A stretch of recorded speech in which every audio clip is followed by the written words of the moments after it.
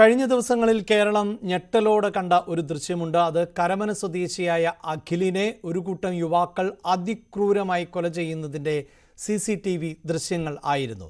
ആ കൊലപാതകത്തിൽ പ്രതികൾക്ക് വേണ്ടിയുള്ള കസ്റ്റഡി അപേക്ഷ പോലീസ് ഇന്ന് സമർപ്പിക്കും. കഴിഞ്ഞ ദിവസം 2 പേർ കൂടി പിടിയിലായിരുന്നു. അരുൺ ബാബു, അഭിലാഷ് എന്നിവരെയാണ് പിടികൂടിയത്. അരുണിന്റെ വീട്ടിൽ വെച്ച് പ്രതികൾ ഗൂഢാലോചന നടത്തി എന്നാണ് കണ്ടെത്തിയിട്ടുള്ളത്. ഇതോടെ കേസിലെ മുഴുവൻ പ്രതികളും പിടിയിലായിട്ടുണ്ട്.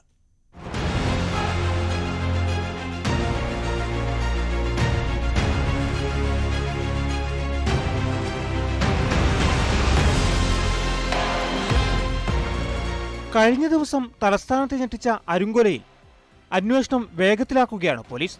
ഇതിന്റെ ഭാഗമായി മുഖ്യപ്രതികളടക്കം 7 പേരെയാണ് പോലീസ് ഇതുവരെ പിടികൂടിയത്. മുഖ്യപ്രതി വിനീത് രാജ്, സുമേഷ്, അഖിൽ, കൊലയാളി സംഘം സഞ്ചരിച്ച വാഹനമോടിച്ച അനീഷ്, ഗൂഢാലോചനയിൽ പങ്കെടുത്ത 3 പേരും ഉൾപ്പെടെ കഴിഞ്ഞ ദിവസം പോലീസ് പിടിയിലായിരുന്നു. ഇവർ റിമാൻഡിലാണ്. അന്വേഷണത്തിന്റെ ഭാഗമായി കൂടുതൽ ചോദ്യം ചെയ്യലുകൾക്കും തെളിവെടുപ്പിനുമായി പ്രതികളെ കസ്റ്റഡിയിൽ വാങ്ങാനുള്ള നടപടികൾ വേഗത്തിലാക്കുകയാണ് പോലീസ്.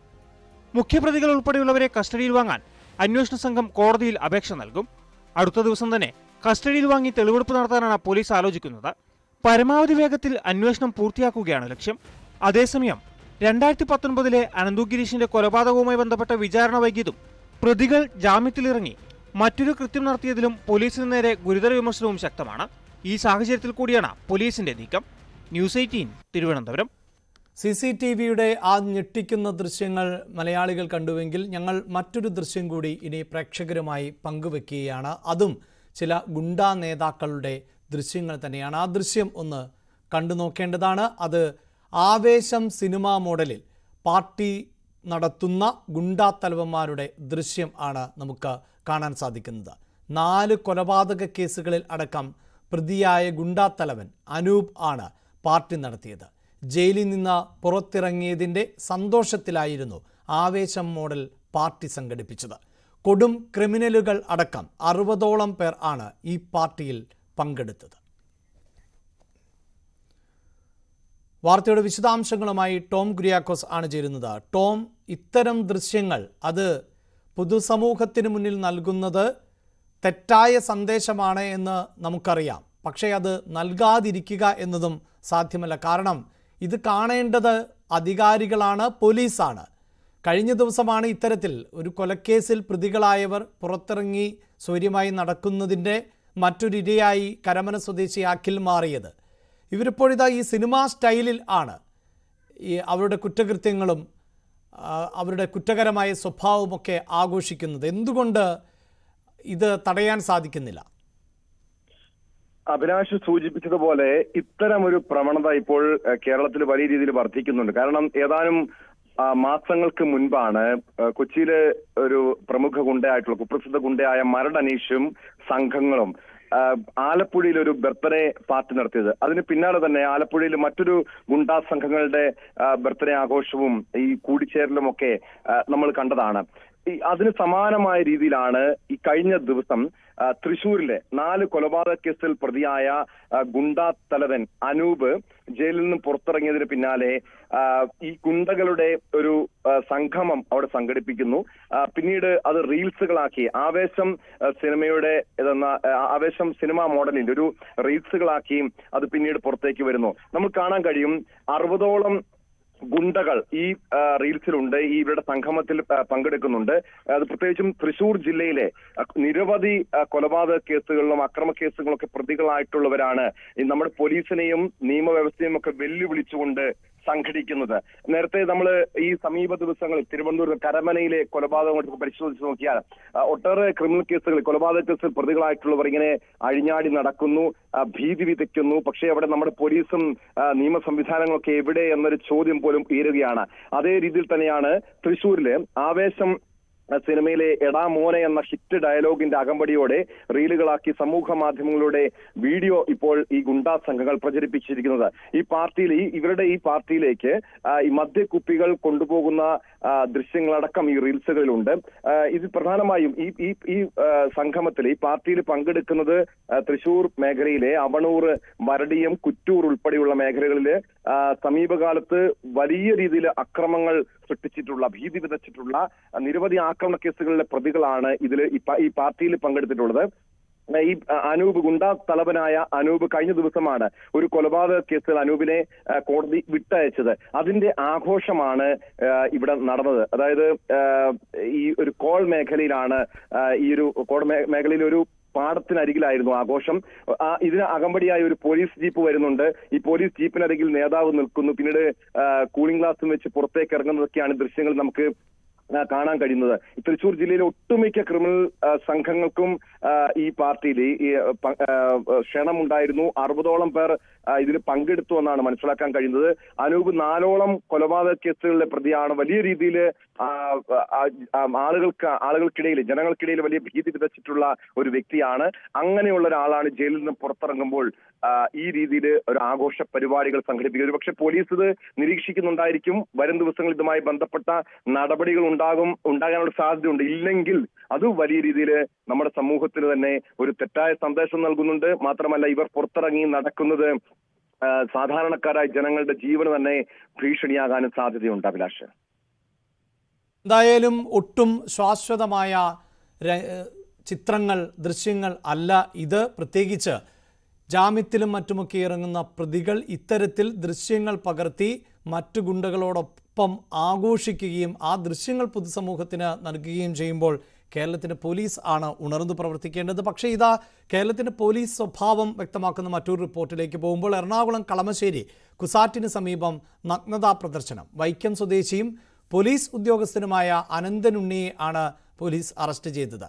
AR ക്യാമ്പിലെ ഉദ്യോഗസ്ഥൻ ആണ് ഇയാൾ. നവമി ദിനേശ് ആണ് ചേരുന്നത്. നവമി, ഈ മനോനിലയൊക്കെയുള്ള ആളുകൾ യൂണിഫോം അണിഞ്ഞ് സേവനത്തിനിറങ്ങിയാൽ ഉണ്ടാകുന്ന ഒരു സാഹചര്യം ആണ് ഗുരുതരമാകുന്നത്. എന്താണ് ഇതിന്റെ വിശദാംശങ്ങൾ? അഭിലാഷ്, ഇന്നലെ വൈകുന്നേരമായിരുന്നു സംഭവം. ക്യുസാറ്റ്, എറണാകുളത്തെ കളമശ്ശേരിയിൽ പ്രവർത്തിക്കുന്ന ക്യുസാറ്റ് കോളേജിന് സമീപത്തായിരുന്നു ഈ സംഭവം ഉണ്ടായത്. അവിടെ വെച്ചാണ് വിദ്യാർത്ഥികളോട്, ക്യുസാറ്റിലെ തന്നെ വിദ്യാർത്ഥികളുടെ മുന്നിൽ വെച്ച് പോലീസ് ഉദ്യോഗസ്ഥൻ വൈക്കം സ്വദേശിയായ അനന്തനുണ്ണി ഈ വിദ്യാർത്ഥികൾക്ക് നേരെ നഗ്നതാ പ്രദർശനം കാണിച്ചത്. ഇതിനെ തുടർന്ന് വിദ്യാർത്ഥികൾ പരാതി നൽകുകയും ചെയ്തു. പരാതിയുടെ അടിസ്ഥാനത്തിൽ അനന്തനുണ്ണിയെ പോലീസ് അറസ്റ്റ് ചെയ്ത് പിന്നീട് സ്റ്റേഷൻ ജാമ്യത്തിൽ വിട്ടയച്ചു. ഈ പരാതിയിൽ പറയുന്നത് ജാമ്യം ലഭിക്കുന്ന കുറ്റങ്ങൾ മാത്രമാണ് ഈ പരാതിയിലുള്ളത്. അതുകൊണ്ടാണ് സ്റ്റേഷൻ ജാമ്യത്തിൽ വിട്ടയച്ചത്. എന്തായാലും അനന്തനുണ്ണിക്കെതിരെ കൂടുതൽ നടപടികളിലേക്കും കൂടുതൽ അന്വേഷണത്തിലേക്കും കടക്കാനാണ് പോലീസുകാരുടെ തീരുമാനം. എന്തായാലും അനന്തനുണ്ണിക്കെതിരെ ഉടൻ തന്നെ സസ്പെൻഷൻ ഉൾപ്പെടെ നടപടികളിലേക്ക് കടക്കുമെന്നാണ് പോലീസ് ഉദ്യോഗസ്ഥർ അറിയിക്കുന്നത്. അഭിലാഷ്, റൈറ്റ്. എന്തായാലും ജാമ്യം ലഭിക്കുന്ന വകുപ്പാണ് എങ്കിൽ പോലും ഇത്തരക്കാർ യൂണിഫോം ഒക്കെ ധരിച്ച് ഈ സ്ത്രീ വിഷയങ്ങളിൽ അടക്കമൊക്കെ എങ്ങനെ ഇടപെടും, അല്ലെങ്കിൽ മറ്റു വിഷയങ്ങളിലൊക്കെ എങ്ങനെ ഇടപെടും, അവരുടെ മനോനില എന്ത് എന്നുകൂടിയാണ് പോലീസ് പരിശോധിക്കേണ്ടത്. ഈ പോലീസിനെ നിയന്ത്രിക്കുന്നത് ഭരണകൂടമാണ്. ആ ഭരണകൂടങ്ങളെ നമ്മൾ തെരഞ്ഞെടുക്കുന്നത് രാഷ്ട്രീയ പാർട്ടികളിൽ നിന്ന് മത്സരിക്കുന്ന സ്ഥാനാർത്ഥികളെയാണ്. പക്ഷേ ആ രാഷ്ട്രീയ പാർട്ടികളിൽപ്പെട്ടവരും ഇത്തരത്തിൽ തന്നെയാണ് എങ്കിൽ എന്തു ചെയ്യും എന്നുള്ളതാണ്. അതാണ് കാസർഗോഡ് സ്വർണ്ണപ്പണയ വായ്പാ തട്ടിപ്പ് കേസിൽ ഇപ്പോൾ CPIM നേതാവിനെതിരെ കേസ് വന്നിട്ടുള്ളത്. അംഗങ്ങൾ അറിയാതെ അവരുടെ പേരിൽ 4.76 കോടി രൂപയുടെ സ്വർണ്ണപ്പണയ വായ്പ എടുത്തു എന്ന പരാതിയിലാണ് കേസ്. സഹകരണ സംഘം സെക്രട്ടറി K. രതീഷിന് എതിരെ ഇപ്പോൾ ജാമ്യമില്ലാ വകുപ്പുകൾ ചുമത്തിയാണ് ആദൂർ പോലീസ് കേസെടുത്തിട്ടുള്ളത്. KV ബൈജു ചേരുന്നുണ്ട് വാർത്തയുടെ വിശദാംശങ്ങളുമായി. ബൈജു, എന്താണ് വിവരങ്ങൾ?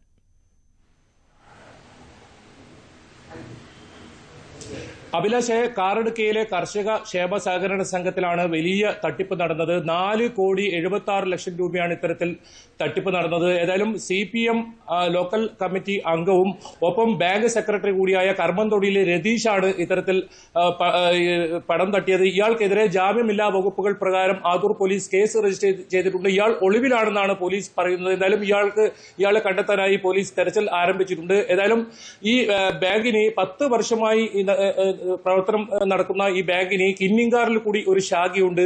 ഈ കർഷകർ ഇവരെ അറിയാതെ വായ്പ 7 ലക്ഷത്തോളം രൂപയാണ് ഇത്തരത്തിൽ വായ്പ ഈ ബാങ്കിൽ നിന്നും എടുത്തതായി അറിഞ്ഞത്. ഏതായാലും സഹകരണ സംഘം കഴിഞ്ഞ ദിവസം നടത്തിയ പരിശോധനയിലാണ് ഇത്തരത്തിലുള്ള വലിയ ക്രമക്കേട് കണ്ടെത്തിയിരിക്കുന്നത്. ഇത് സംബന്ധിച്ച് കൂടുതൽ അന്വേഷണം ആരംഭിച്ചിട്ടുണ്ട്. ഏതായാലും ഇതിൽ നിക്ഷേപകർ ആശങ്കപ്പെടേണ്ടത് സാഹചര്യമില്ല എന്നാണ് ബാങ്ക് സെക്രട്ടറി പറഞ്ഞത്, ഈ ബാങ്ക് പ്രസിഡന്റ് പറഞ്ഞത്. ബാങ്ക് പ്രസിഡന്റ് സൂപ്പിയുടെ പരാതിയിലാണ് ആദൂർ പോലീസ് കേസ് രജിസ്റ്റർ ചെയ്തിരിക്കുന്നത്. നടന്നിരിക്കുന്നത് സംബന്ധിച്ച് അന്വേഷണം ആരംഭിച്ചിരിക്കുന്നത്. എന്തായാലും വലിയ തട്ടിപ്പാണ് ഇപ്പോൾ ഈ ബാങ്കിൽ നടന്നിരിക്കുന്നത്. ഇതിന്റെ ശാഖയുണ്ട് കിന്നിങ്കാറിൽ. ഈ ശാഖയിലും ഇപ്പോൾ പരിശോധന ആരംഭിച്ചിട്ടുണ്ട്. അഭിലാഷ്.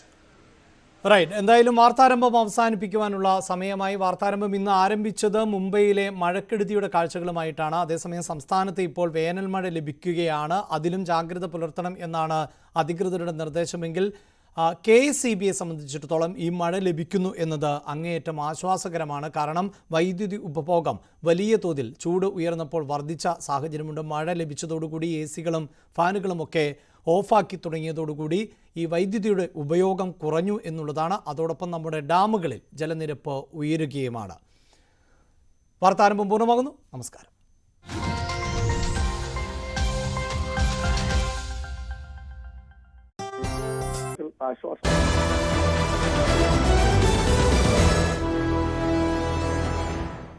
വാർത്താരംഭം തുടരുകയാണ്. വാർത്താരംഭം ഇടവേളയ്ക്ക് മുമ്പ് തെരഞ്ഞെടുപ്പുമായി ബന്ധപ്പെട്ട വാർത്തകൾ പങ്കുവച്ചിരുന്നു. തെരഞ്ഞെടുപ്പിന് ശേഷം കേരളത്തിൽ വിവിധ രാഷ്ട്രീയ പാർട്ടി നേതാക്കളുടെ ഭാഗത്ത് നിന്ന് പലതരത്തിലുള്ള പ്രതികരണങ്ങളും മറ്റുമൊക്കെ പുറത്തു വന്നതാണ്. ഇനിയും അത് പ്രതീക്ഷിക്കുകയും ചെയ്യാം. അതേസമയം ഈ വോട്ടെണ്ണലിന് മുമ്പ് തന്നെ കാസർഗോഡ് പാർട്ടി നേതാക്കൾക്കിടയിൽ രൂപപ്പെട്ട അസ്വാരസ്യങ്ങൾ വലിയ തോതിൽ ചർച്ച ചെയ്യപ്പെടുകയാണ്. KPCC സെക്രട്ടറി ബാലകൃഷ്ണൻ പെരിയും അവിടുത്തെ UDF സ്ഥാനാർത്ഥിയായിരുന്ന രാജ്മോഹൻ ഉണ്ണിത്താനും തമ്മിലുള്ള പ്രശ്നത്തിൽ 2-അംഗ അന്വേഷണ കമ്മീഷനെ നിയോഗിച്ചിരിക്കുകയാണ് KPCC രാഷ്ട്രീയകാര്യ സമിതി അംഗം N Subramanian, KPCC general secretary advocate PM Niyas എന്നിവരാണ് അന്വേഷണ കമ്മീഷനിൽ ഉള്ളത്. വിവരങ്ങളുമായി ഡാൻ കുര്യൻ ചേരുന്നുണ്ട്. ഡാൻ, ഈ സോഷ്യൽ മീഡിയയിലൂടെ അടക്കം പരസ്പരം ചെളിവാരി എറിയുന്ന ഒരു സാഹചര്യം ഉണ്ടായിരുന്നു. ഇപ്പോൾ അതിനൊരു ശമനമുണ്ടായെങ്കിലും ശാശ്വതമായൊരു പരിഹാരത്തിനാണോ KPCCയുടെ ശ്രമം?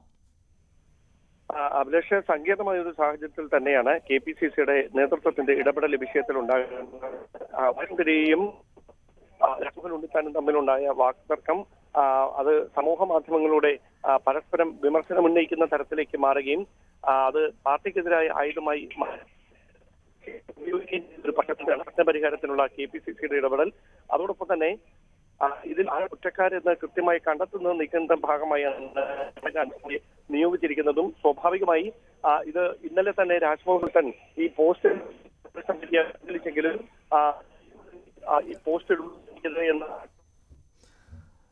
പെരിയ കേസിലെ പ്രതികളുമായി കോൺഗ്രസ് നേതാക്കൾ ബന്ധം പുലർത്തുന്നു എന്ന തരത്തിലുള്ള വിവാഹ ചടങ്ങിലടക്കം പങ്കെടുത്തതിന് ഉള്ള ചില വിമർശനങ്ങളുണ്ടായി. ഇതൊരു ശരിയായ നടപടിയല്ല എന്ന തരത്തിൽ രാജ്മോഹൻ ഉണ്ണിത്താൻ്റെ പ്രതികരണം പുറത്തു വരുന്നു. എന്നാൽ രാജ്മോഹൻ ഉണ്ണിത്താൻ രാത്രിയുടെ മറവിൽ ഇവരുമായി ചർച്ച നടത്തി എന്നുള്ളതായിരുന്നു പെരിയ ബാലകൃഷ്ണൻ്റെ പ്രതികരണം. എന്തായാലും ഇത് വലിയ തോതിൽ ഈ തെരഞ്ഞെടുപ്പ് പൂർത്തിയായി വോട്ടെണ്ണൽ പൂർത്തിയാകുന്നതിന് മുമ്പ് അല്ലെങ്കിൽ വോട്ടെണ്ണൽ നടക്കുന്നതിന് മുമ്പുണ്ടായ ഒരു തർക്കം എന്ന നിലയിൽ പാർട്ടിക്ക് നാണക്കേടുണ്ടാക്കിയ സംഭവമാണ്.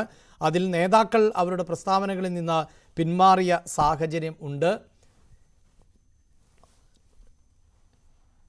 അങ്ങനെ പലതരത്തിലുള്ള വിഷയങ്ങൾ ഒരു ഭാഗത്ത് നിലനിൽക്കുമ്പോൾ തന്നെയാണ് ഇതുമായി ബന്ധപ്പെട്ട രാഷ്ട്രീയ കോണുകളിൽ നിന്നുള്ള ഒരു വാർത്ത നമ്മൾ റിപ്പോർട്ട് ചെയ്യുന്നത്.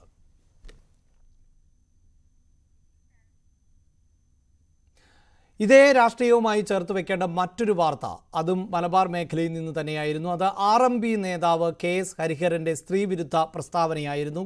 KK ശൈലജയുമായി ബന്ധപ്പെട്ട് അവിടെ പ്രചരിക്കപ്പെട്ട അശ്ലീല വീഡിയോ ഒക്കെയായി ബന്ധപ്പെട്ട വലിയ ചർച്ചകൾ ഉണ്ടായിരുന്നു തെരഞ്ഞെടുപ്പിന് ശേഷം.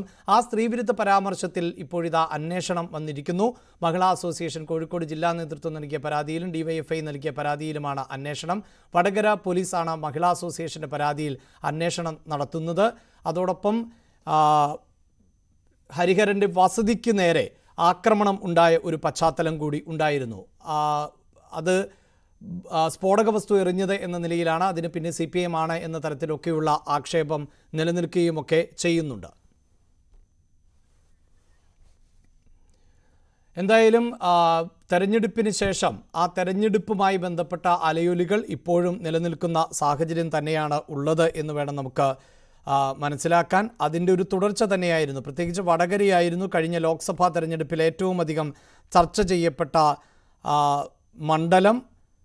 ആ മണ്ഡലത്തിന് ആണ്, അതായത് ആ മണ്ഡലത്തിൽ ഈ സ്ത്രീവിരുദ്ധമായ പ്രചാരണങ്ങൾ കെ ശൈലജയ്ക്കെതിരെ വ്യാജ പ്രചാരണങ്ങൾ ഒക്കെ ഒട്ടേറെ നടന്നു എന്ന് പൊതുവെ വിലയിരുത്തപ്പെട്ടിരുന്നു.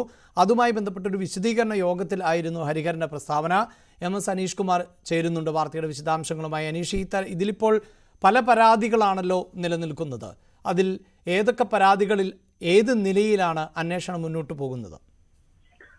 രണ്ടു തരത്തിലുള്ള പരാതികളാണ് ഇപ്പോൾ ഉള്ളത്. ഒന്ന്, ഹരിഹരൻ വടകരയിൽ നടത്തിയ പ്രസംഗം, അത് ശൈലജ ടീച്ചർക്കും മഞ്ജു വാര്യർക്കും എതിരായ പരാമർശങ്ങളായിരുന്നു ആ പ്രസംഗത്തിൽ ഉണ്ടായത്. ആ പേരിൽ നിരവധി പരാതികൾ പോലീസിന് ഇതിനകം ലഭിച്ചിട്ടുണ്ട്. ഇതിൽ ജനാധിപത്യ മഹിളാ അസോസിയേഷന്റെയും ഡിവൈഎഫ്ഐയുടെയും പരാതി വടകര പോലീസിന് ലഭിച്ചു. ഇതിന്റെ അടിസ്ഥാനത്തിലാണ് ഒരു FIR ഇട്ട് കേസ് രജിസ്റ്റർ ചെയ്ത് ഇതിൽ സ്ത്രീത്വത്തെ അപമാനിച്ചു, ഒപ്പം കലാപത്തിന് ആഹ്വാനം ചെയ്തു തുടങ്ങിയ വകുപ്പുകളാണ് ഹരിഹരനെതിരായ പരാതിയിൽ ചുമത്തിയിരിക്കുന്നത്. എന്തായാലും ഇതുമായി ബന്ധപ്പെട്ട് ആ പരിപാടി നടന്നതിന്റെ യഥാർത്ഥ വീഡിയോ ദൃശ്യങ്ങൾ പോലീസ് ആദ്യം ശേഖരിക്കും. ആ കാര്യങ്ങൾ പരിശോധിച്ച പിന്നീട് ഹരിഹരനെ വിളിച്ചു വരുത്തി മൊഴിയെടുക്കുമെന്നാണ് അറിയാൻ കഴിയുന്നത്. ഇതിനൊപ്പം അവിടെ ഉണ്ടായിരുന്ന പ്രധാന വ്യക്തികളുടെ മൊഴിയും ഈ കേസുമായി ബന്ധപ്പെട്ട് രേഖപ്പെടുത്തുമെന്ന് മനസ്സിലാക്കാൻ കഴിയുന്നു. ആ കേസുകൾ ഒരു വശത്ത് പുരോഗമിക്കുമ്പോൾ മറുവശത്താണ് ഈ ഹരിഹരന്റെ വീടിനെതിരായ സ്ഫോടക വസ്തു എറിഞ്ഞതുമായി ബന്ധപ്പെട്ട കേസുകൾ രജിസ്റ്റർ ചെയ്തിരിക്കുന്നത്. ഇതിൽ 6 പേരാണ് 2 വ്യത്യസ്ത സംഭവങ്ങളിലായി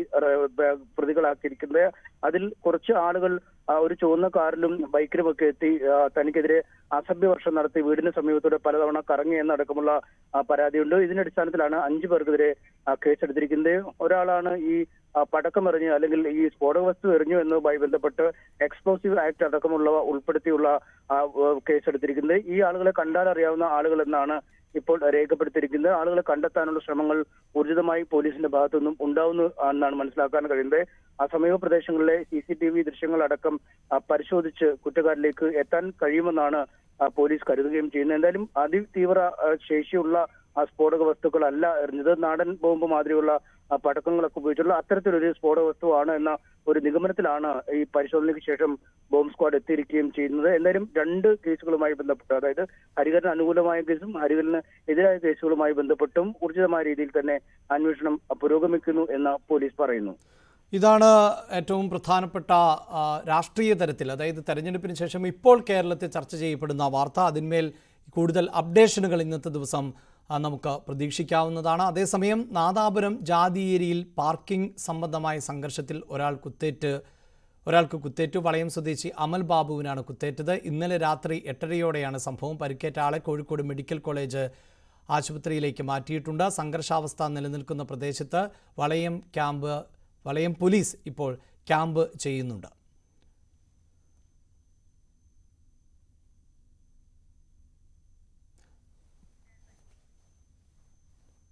കോഴിക്കോട് നിന്നുള്ള മറ്റൊരു വാർത്ത. കോഴിക്കോട് നഗരത്തിൽ ദാരുണമായൊരു അപകടം സംഭവിച്ചു എന്നുള്ളതാണ്. രോഗിയുമായി പോയ ആംബുലൻസ് ട്രാൻസ്ഫോമറിൽ ഇടിച്ച് കത്തി.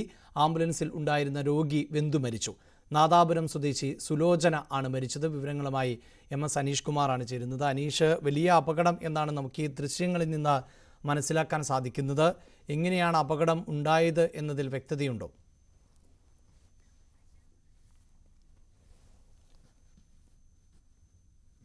കോഴിക്കോട് അതിദാരുണമായ അപകടം ഉണ്ടായിരിക്കുന്നു. രോഗിയുമായി പോയ ആംബുലൻസ് ആണ് ട്രാൻസ്ഫോമറിൽ ഇടിച്ചത്. അങ്ങനെ വാഹനം പൂർണ്ണമായും കത്തി നശിച്ച സാഹചര്യമുണ്ടാകുന്നു. അനീഷ്, ഈ അപകടം എങ്ങനെയാണ് ഉണ്ടായത് എന്നതിൽ വ്യക്തതയുണ്ടോ? മലബാർ മിംസ് ആശുപത്രിയിൽ ഗുരുതരാവസ്ഥയിൽ കിടന്നിരുന്ന രോഗിയാണ്. വെന്റിലേറ്റർ സഹായത്തോടുകൂടിയാണ് സുലോചനയെ കോഴിക്കോട്ടെ മിംസ് ആശുപത്രിയിലേക്ക് കൊണ്ടുവന്നത്. ഏതാണ്ട് ആശുപത്രിയിൽ എത്തുന്നതിനും ഏതാനും മീറ്ററുകൾക്ക് മുൻവശത്ത് വെച്ചാണ് വഴിയരികിൽ തന്നെയുള്ള ട്രാൻസ്ഫോമറിലേക്ക് ഈ വാഹനം വലിയ വേഗത്തിൽ ഇടിച്ചു കയറിയത്. തുടർന്ന് വലിയ ശബ്ദത്തോടുകൂടി ഈ ആംബുലൻസ് പൊട്ടിത്തെറിക്കുകയുണ്ടായി. ഈ ട്രാൻസ്ഫോമർ പൊട്ടിത്തെറിക്കുകയും പിന്നീട് ആംബുലൻസിന് തീപിടിക്കുകയും ഉണ്ടായത്. എന്തായാലും ഈ നടപടിക്രമങ്ങൾ ഏതാണ്ട് 2-3 മിനിറ്റ് കൊണ്ടാണ് ഈ തീ പടർന്നു തുടങ്ങിയത്. 7 പേരാണ് ആകെ ഈ ആംബുലൻസിൽ ഉണ്ടായിരുന്നത്. മറ്റാളുകൾ ഈ രോഗിയുടെ ബന്ധുക്കളും ആംബുലൻസ് ജീവനക്കാരടക്കമുള്ളവരൊക്കെ ആയിരുന്നു. അവർക്ക് പെട്ടെന്ന് വാഹനത്തിൽ നിന്നും പുറത്തേക്ക് കടക്കാൻ കഴിയുകയും അവർ സ്ഥലത്തു നിന്നും ഓടി മാറുകയും ചെയ്തു. അതുകൊണ്ട് അവർ അപകടത്തിൽ നിന്നും രക്ഷപ്പെട്ട് അവർക്ക് പരിക്കുകളേറ്റിട്ടുണ്ടെങ്കിൽ പോലും അതീവ ഗുരുതരമായ ഒരു അവസ്ഥയിലേക്കല്ല അവരുടെ ആരോഗ്യനില എന്നാണ് മനസ്സിലാക്കാൻ കഴിയുന്നത്. പക്ഷേ സുലോചനയുടെ അവസ്ഥ ഈ അതീവ ഗുരുതരാവസ്ഥയിലാണ്. വെന്റിലേറ്റർ അടക്കമുള്ള ജീവൻ രക്ഷാ ഉപകരണങ്ങൾ ഘടിപ്പിച്ചിട്ടുണ്ട്. ഒപ്പം ആംബുലൻസിനുള്ളിലും അതീവ സങ്കീർണമായ നിരവധി ഉപകരണങ്ങളുള്ള ഒരു ആംബുലൻസുമാണ്. അതുകൊണ്ട് അത്തരം ഒരു കത്തിപ്പിടിക്കലിൽ അവർക്ക് പുറത്തേക്ക് ഇറങ്ങാനോ അല്ലെങ്കിൽ അവരെ പുറത്തേക്ക് എത്തിക്കുന്നതിനോ കഴിയാത്ത ഒരു സാഹചര്യത്തിലേക്ക് കാര്യങ്ങൾ നീങ്ങുകയും ചെയ്തിരുന്നു. എന്തായാലും ഡ്രൈവർ ഉറങ്ങിപ്പോയത് അടക്കമുള്ള കാര്യങ്ങളാണോ അപകടത്തിലേക്ക് നയിച്ചത് എന്നതിനെ കുറിച്ച് പോലീസ് പരിശോധിച്ചു വരികയാണ്. ഒപ്പം ഈ പുലർച്ചെ മുതൽ കനത്ത മഴ നഗരത്തിൽ കോഴിക്കോടിന്റെ വിവിധ ഇടങ്ങളിൽ മഴ പെയ്യുന്ന ഒരു സാഹചര്യമുണ്ട്. അതുകൊണ്ട് മഴയിൽ ഈ വളരെ വേഗത്തിൽ പോകുന്ന ആംബുലൻസ് ആയതുകൊണ്ട് തന്നെ അങ്ങനെ ഏതെങ്കിലും തരത്തിൽ നിയന്ത്രണം വിട്ട് ഈ ട്രാൻസ്ഫോമറിലേക്ക് ഇടിച്ചു കയറിയതാണോ എന്നടക്കമുള്ള കാര്യങ്ങളും പരിശോധിക്കുന്നു. എന്തായാലും ഈ ട്രാൻസ്ഫോമർ നിന്നതിനോട് ചേർന്ന് നിന്ന കെട്ടിടത്തിനും സാരമായ നാശനഷ്ടങ്ങളുണ്ട്. ഏതാണ്ട് 3-4 കെട്ടിടത്തിന്റെ പൊക്കത്തോളവും നാശനഷ്ടങ്ങൾ ഉണ്ടായിരിക്കുന്നു. ട്രാൻസ്ഫോമർ നിന്ന കോൺക്രീറ്റ് തൂണുകളടക്കം ഒടിഞ്ഞു പോയിരിക്കുന്ന ഒരു അവസ്ഥയിലേക്ക് കാര്യങ്ങൾ നീങ്ങുന്നു. എന്തായാലും അത്ര ഭീകരമായ ഒരു അപകടമാണ് ഉണ്ടായത്. എന്തായാലും അപകടത്തിന്റെ ഒരു വ്യാപ്തി ഗുരുതരാവസ്ഥയിലുള്ള രോഗി ഒഴിച്ചും മറ്റാളുകൾക്ക് വലിയ പരിക്കുകളില്ലാതെ രക്ഷപ്പെടാൻ കഴിഞ്ഞു എന്നത് വലിയ അത്ഭുതമായി തന്നെ മാറിയിരിക്കുന്നു. അതിദാരുണമായ സംഭവം തന്നെയാണ്. ഒരു രോഗിയെ രക്ഷിക്കുന്നതിന് വേണ്ടിയാണ് പുറപ്പെട്ടത് എങ്കിൽ ആ രോഗി വെന്തുമരിക്കുന്ന സാഹചര്യം ഉണ്ടായി. പക്ഷേ മറ്റുള്ളവർ രക്ഷപ്പെട്ടു എന്നത് ആശ്വാസകരവുമാണ്. ഇതേ കോഴിക്കോട് തന്നെ കുറ്റിക്കാട്ടൂരിൽ ആനക്കുഴിക്കരയിൽ വൻ തീപിടുത്തം ഉണ്ടായി. സ്വകാര്യ പ്ലാസ്റ്റിക് റീസൈക്കിൾ കമ്പനിയിലാണ് വൻ തീപിടുത്തം ഉണ്ടായത്. മണിക്കൂറുകൾ നീണ്ട തീപിടുത്തത്തിൽ പ്ലാസ്റ്റിക് ശേഖരം പൂർണ്ണമായും കത്തിനശിച്ചു. മണിക്കൂറുകളോളം ആളിപ്പടർന്ന തീ അണയ്ക്കാൻ മീഞ്ചന്ത, വെള്ളിമാട് കുന്ന്, ബീച്ച്, മുക്കം, നരിക്കുനി ഫയർ സ്റ്റേഷനുകളിൽ നിന്നും അഗ്നിരക്ഷാസേന എത്തുകയും അങ്ങനെ തീ അണയ്ക്കുകയുമാണ് ഉണ്ടായത്.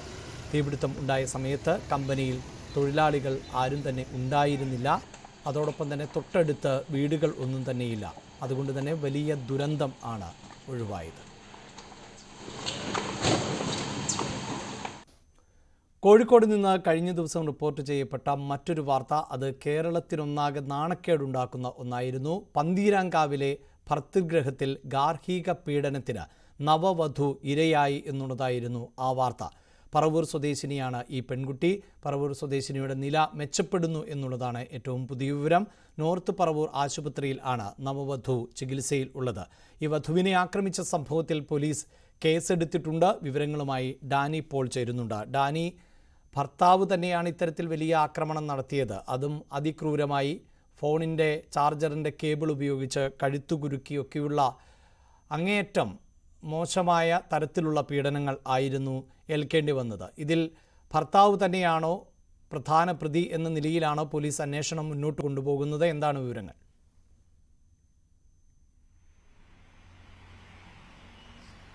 പോലീസ് പന്തീരാങ്കാവ് പോലീസാണ് കേസ് എടുത്തിട്ടുള്ളത്. കേസിൽ അന്വേഷണം നടത്തുന്നത് പന്തീരാങ്കാവ് പോലീസ് തന്നെയാണ്. ഈ യുവതിയുടെ ഭർത്താവ് രാഹുലിനെതിരെയുള്ള നിയമ നടപടികൾ അത് തുടങ്ങുന്നതും അതിൽ മുന്നോട്ടുള്ള പോക്ക്, നിയമപരമായ കാര്യങ്ങളിലുള്ള മുന്നോട്ട് പോക്കെല്ലാം തന്നെ പന്തീരാങ്കാവ് പോലീസ് സ്റ്റേഷൻ കേന്ദ്രീകരിച്ചാണ് ഉണ്ടാവുക. എന്തായാലും ഈ പെൺകുട്ടിയെ നില, യുവതിയുടെ നില മെച്ചപ്പെടുന്നുണ്ട് എന്നുള്ളത് വളരെ ആശ്വാസകരം തന്നെയാണ്. വലിയ രീതിയിൽ തന്നെ ഭർത്തൃ വീട്ടിൽ വെച്ച് തനിക്ക് മർദ്ദനമേറ്റു എന്ന് തന്നെയാണ് ഇന്നലെ പെൺകുട്ടി പറഞ്ഞത്.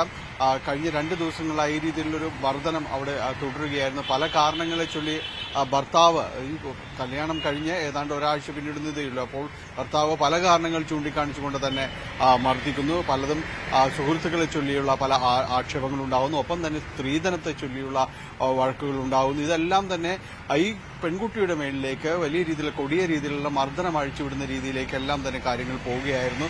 വല്ലാതെ ഈ സംഭവത്തിൽ ആദ്യമായി ഒരു വീട്ടിലേക്ക് എത്തുന്നു.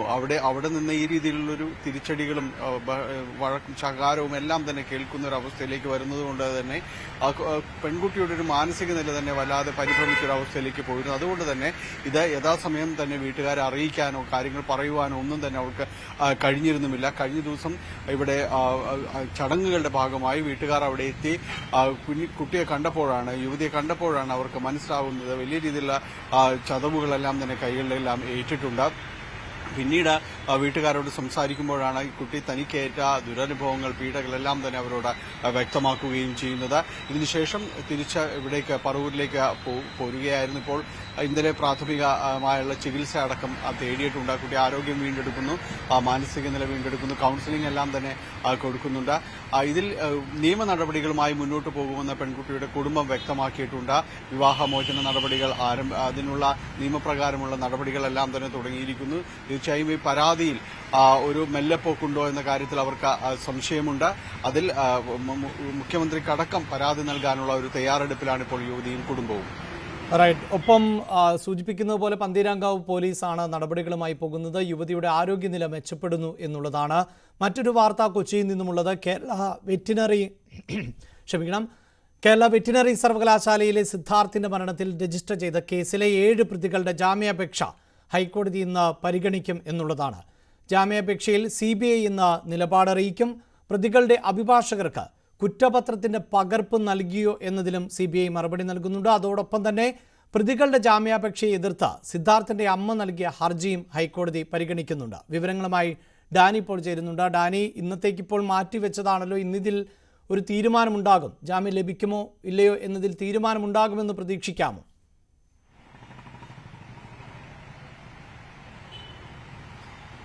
ജാമ്യ ഹർജിയിൽ ഇന്ന് തുടർ നടപടികൾ ഉണ്ടാകുമെന്നാണ് പൊതുവിൽ പ്രതീക്ഷിക്കുന്നത്. ഹൈക്കോടതിയുടെ അവധിക്കാല ബെഞ്ചാണ് കേസ് പരിഗണിക്കുകയും ചെയ്യുന്നത്.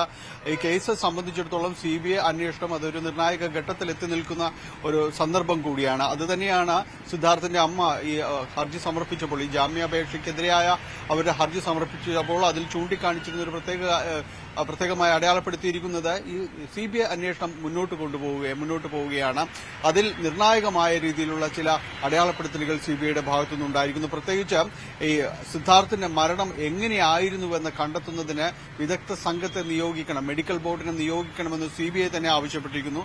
ഡൽഹി എയിംസിനോടാണ് ആവശ്യപ്പെട്ടിരിക്കുന്നത്. അതിന് വേണ്ടിയുള്ള സാഹചര്യങ്ങൾ അതിന് അപേക്ഷയോടൊപ്പം തന്നെ അവർ സമർപ്പിച്ചിരിക്കുന്നു. ഫോറൻസിക് റിപ്പോർട്ടും പോസ്റ്റ്മോർട്ടം റിപ്പോർട്ടും സിദ്ധാർത്ഥ മരണപ്പെടുന്ന ആ സമയത്ത് ഒരു സാഹചര്യങ്ങളെല്ലാം തന്നെ വളരെ വ്യക്തമായിട്ട് തന്നെ CBI സമർപ്പിച്ചിട്ട് ഇത്തരം കാര്യങ്ങൾ പരിശോധിച്ചുകൊണ്ട് എന്തായിരുന്നു മരണകാരണം എന്നത് സംബന്ധിയായ കാര്യങ്ങളിൽ കൃത്യമായ ഒരു അന്വേഷണം വേണമെന്ന് CBI മുന്നോട്ട് വയ്ക്കുന്നുണ്ട്. പ്രത്യേകിച്ച് സിദ്ധാർത്ഥിന്റെ മരണം കൊലപാതകമാണ് എന്ന രീതിയിലേക്കുള്ള വലിയ പരാതികളെല്ലാം തന്നെ ഉയരുന്ന ഒരു സാഹചര്യം കൂടിയാണ്. അപ്പോൾ അത്തരം കാര്യങ്ങളിൽ വിദഗ്ധമായ ഒരു ഉപദേശം വേണം, വിദഗ്ധമായ ഒരു അഭിപ്രായം വേണമെന്ന് CBI തന്നെ പറയുന്നുണ്ട്. ഈ ഒരു ഘട്ടത്തിൽ പ്രതികൾക്ക് ജാമ്യം അനുവദിക്കുന്നത് അനുചിതമാണെന്ന് അവർ ചൂണ്ടിക്കാണിക്കുന്നു. സിദ്ധാർത്ഥിന്റെ അമ്മ ഹർജിയിൽ ചൂണ്ടിക്കാണിക്കുന്നുണ്ട്. 19 പ്രതികളുള്ള കേസിൽ 7ഓളം പേരാണ് ഇപ്പോൾ ജാമ്യ ഹർജിയുമായി വന്നിട്ടുള്ളത്. അപ്പോൾ ഇവർക്ക് ജാമ്യം അനുവദിക്കുന്നത് കേസിന്റെ മുന്നോട്ട് പോക്കിനെ തന്നെ സാരമായി ബാധിക്കുമെന്നതടക്കം അവർ ചൂണ്ടിക്കാണിച്ചിരിക്കുന്നു. പ്രത്യേകിച്ച് സിദ്ധാർത്ഥിന് ക്രൂരമായ മർദ്ദനം ഇവരിൽ നിന്ന് ഏറ്റിട്ടുണ്ട്.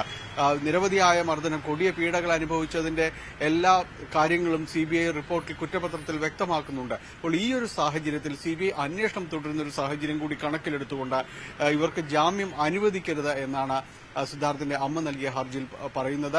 ഈ 2 ഹർജികളും ഇന്ന് കോടതി മുൻപാകെ വരും. കോടതിയുടെ അവധിക്കാല ബെഞ്ചാണ് ഇത് പരിഗണിക്കുന്നത്. സിദ്ധാർത്ഥിന്റെ മരണത്തിൽ ഈ പ്രതികൾ ആയിട്ടുള്ള ആളുകളിൽ 7 പേർ ആണ് ഇപ്പോൾ ജാമ്യാപേക്ഷ നൽകിയിട്ടുള്ളത്. പക്ഷേ ജാമ്യം നൽകരുത് എന്നാണ് സിദ്ധാർത്ഥിന്റെ അമ്മയുടെ അപേക്ഷ. ആ അപേക്ഷയും കോടതിക്ക് മുന്നിൽ ഉണ്ട്. ഈ വിഷയം വീണ്ടും കോടതിയുടെ പരിഗണനയ്ക്ക് വരികയാണ്. നമ്മൾ നേരത്തെ സൂചിപ്പിച്ചതുപോലെ കേരളത്തിൽ ഗുണ്ടകളുടെ സ്വൈര്യവിഹാരം തുടരുക തന്നെയാണ്. ആ വാർത്തയിലേക്ക് വരാം, ഒരിടവേള കൂടി.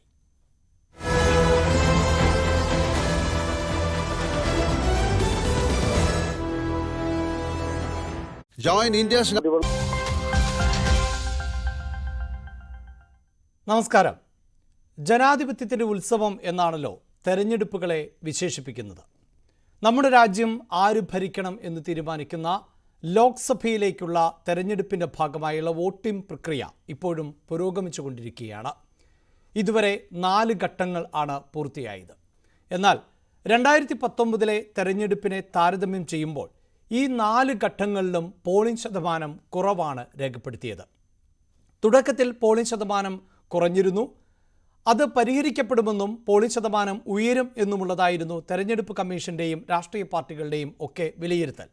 ആ നിലയിലുള്ള തെരഞ്ഞെടുപ്പ് പ്രചാരണം രാഷ്ട്രീയ പാർട്ടികൾ നടത്തുകയും ചെയ്തതാണ്. പക്ഷേ അപ്പോഴും തെരഞ്ഞെടുപ്പ് വോട്ടിംഗ് ശതമാനത്തിൽ വലിയ മാറ്റമൊന്നും ഉണ്ടാകുന്നില്ല. കഴിഞ്ഞ ദിവസം പൂർത്തിയായ 4ാം ഘട്ടത്തിലും വോട്ടിംഗ് ശതമാനത്തിൽ കഴിഞ്ഞ തവണത്തേതുമായി താരതമ്യം ചെയ്യുമ്പോൾ പുരോഗതിയില്ല എന്ന് വേണം മനസ്സിലാക്കാൻ. ഇനി ശേഷിക്കുന്നത് 3 ഘട്ടങ്ങൾ മാത്രമാണ്. ഇതിനോടകം തന്നെ രാജ്യത്തെ 543 ലോക്സഭാ സീറ്റുകളിൽ പകുതിയിലേറെ സീറ്റുകളിലേക്കുള്ള വോട്ടെടുപ്പ് പൂർത്തിയായി കഴിഞ്ഞു. പക്ഷേ പ്രധാനമന്ത്രി നരേന്ദ്രമോദി മത്സരിക്കുന്ന വാരണാസി, റായ്ബറേലി, അമേഠി പോലെയുള്ള രാജ്യം ഉറ്റുനോക്കുന്ന മണ്ഡലങ്ങളിലേക്ക് ഇനിയും വോട്ടെടുപ്പ് പൂർത്തിയായിട്ടില്ല. പ്രധാനമന്ത്രി ഇന്ന് നാമനിർദ്ദേശ പത്രിക സമർപ്പിക്കുമ്പോൾ പ്രിയങ്ക ഗാന്ധി ഇന്നുള്ളത് അമേഠിയിലാണ്. പോളിംഗ് ശതമാനം കുറവാണ് എങ്കിലും തെരഞ്ഞെടുപ്പ് പോരാട്ടത്തിനും ആവേശത്തിനും ഒരു കുറവുമില്ല. വാർത്താരംഭം തുടങ്ങുന്നു. ആദ്യം പരിശോധിക്കാം പ്രധാന തലക്കെട്ടുകൾ.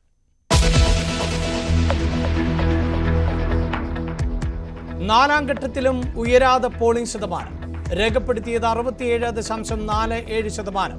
ബംഗാളിൽ മികച്ച പോളിംഗ്, കശ്മീരിൽ ഏറ്റവും കുറവ്.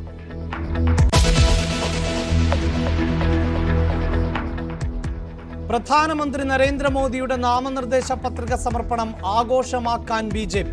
രാവിലെ 11:30 വാരണാസിയിൽ പത്രിക നൽകും. NDA നേതാക്കളും മുഖ്യമന്ത്രിമാരും പങ്കെടുക്കും.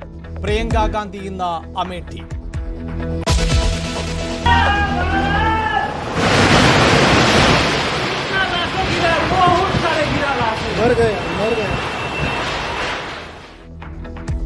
മുംബൈയിൽ പൊടിക്കാറ്റിൽ പരസ്യ ബോർഡ് തകർന്നു വീണ് 14 മരണം, 70ഓളം പേർക്ക് പരിക്ക്. അന്വേഷണം പ്രഖ്യാപിച്ച സർക്കാർ. ബോർഡ് അനധികൃതമായി സ്ഥാപിച്ചതെന്ന് പ്രാഥമിക വിവരം.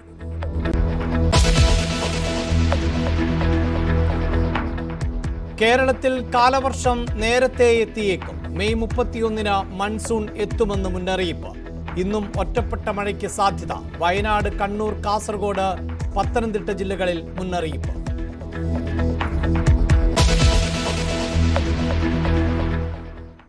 കോഴിക്കോട് രോഗിയുമായി പോയ ആംബുലൻസ് ട്രാൻസ്ഫോമറിൽ ഇടിച്ച് കത്തി. രോഗി വെന്തു മരിച്ചു. കുറ്റിക്കാട്ടൂരിൽ വൻ തീപിടുത്തം. സ്വകാര്യ പ്ലാസ്റ്റിക് റീസൈക്കിൾ കമ്പനി കത്തി നശിച്ചു.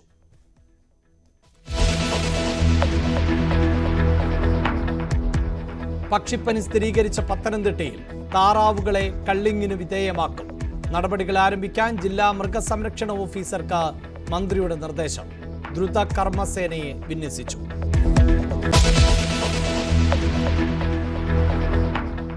പന്തീരാങ്കാവിൽ ഭർതൃഗ്രഹത്തിൽ പീഡനത്തിനിരയായ പറവൂർ സ്വദേശിനിയുടെ നില മെച്ചപ്പെടുന്നു.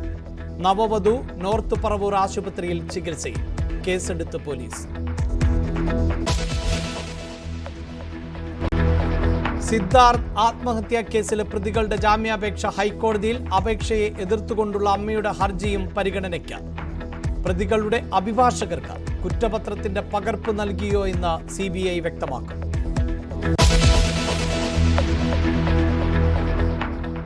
ബീഹാർ മുൻ ഉപമുഖ്യമന്ത്രി സുശീൽ കുമാർ മോദിക്ക് അന്ത്യാഞ്ജലി.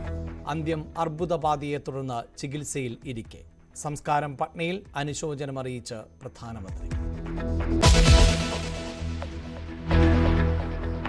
ഇസ്രായേൽ ആക്രമണത്തിൽ ഐക്യരാഷ്ട്രസഭ ഉദ്യോഗസ്ഥൻ കൊല്ലപ്പെട്ടു. ഗാസയിൽ മരിച്ചത് ഇന്ത്യക്കാരനെന്ന് സ്ഥിരീകരിക്കാത്ത റിപ്പോർട്ട്. ഞെട്ടിക്കുന്ന സംഭവമെന്ന് UN secretary general Antonio Guterres.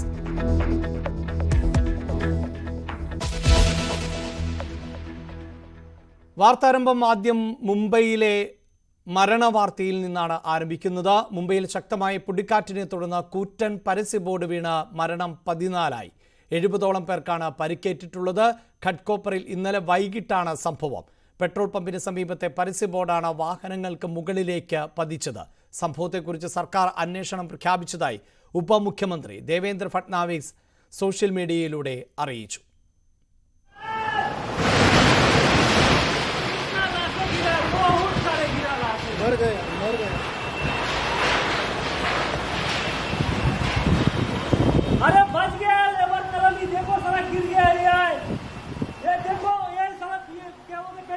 BPCLന്റെ petrol പമ്പിന് സമീപം സ്ഥാപിച്ചിരുന്ന കൂറ്റൻ പരസ്യ ബോർഡ് നിലംപതിക്കുന്നതിന്റെ ദൃശ്യങ്ങൾ ആണ് പ്രേക്ഷകർ കണ്ടത്. രഞ്ജിത്ത് രാമചന്ദ്രൻ ആണ് നാഷണൽ ഡെസ്കിൽ നിന്നും ചേരുന്നത്. രഞ്ജിത്ത്, ഭയാനകമായ ദൃശ്യങ്ങൾ ആണ്.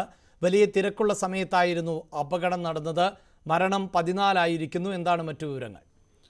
അഭിലാഷ് 120 അടി വീതിയും അത്രത്തോളം തന്നെ അടി നീളവുമുള്ള കൂറ്റൻ പരസ്യ ബോർഡ് അത് ഏതാണ്ട് 100 അടി ഉയരത്തിൽ സ്ഥാപിച്ച ബോർഡ് കൂടിയാണ്. അപ്പോൾ അതിൻ്റെ ഒരു ഗൗരവം നമ്മൾ മനസ്സിലാക്കണം. അത്രത്തോളം വലിയ ഒരു ബോർഡാണ് ഇത്ര അധികം ജനങ്ങളുടെ മുകളിലേക്ക് തകർന്നു വീഴുന്നത് എന്നുള്ളതാണ്. ഏതാണ്ട് 100ഓളം പേർ ഇതിനടിയിൽപ്പെട്ടു. അതിൽ 67-68 പേർ ബാക്കിയുള്ള ആളുകളെ ഏതാണ്ട് അത്രത്തോളം ആളുകളെ രക്ഷിക്കുകയും ചെയ്തു.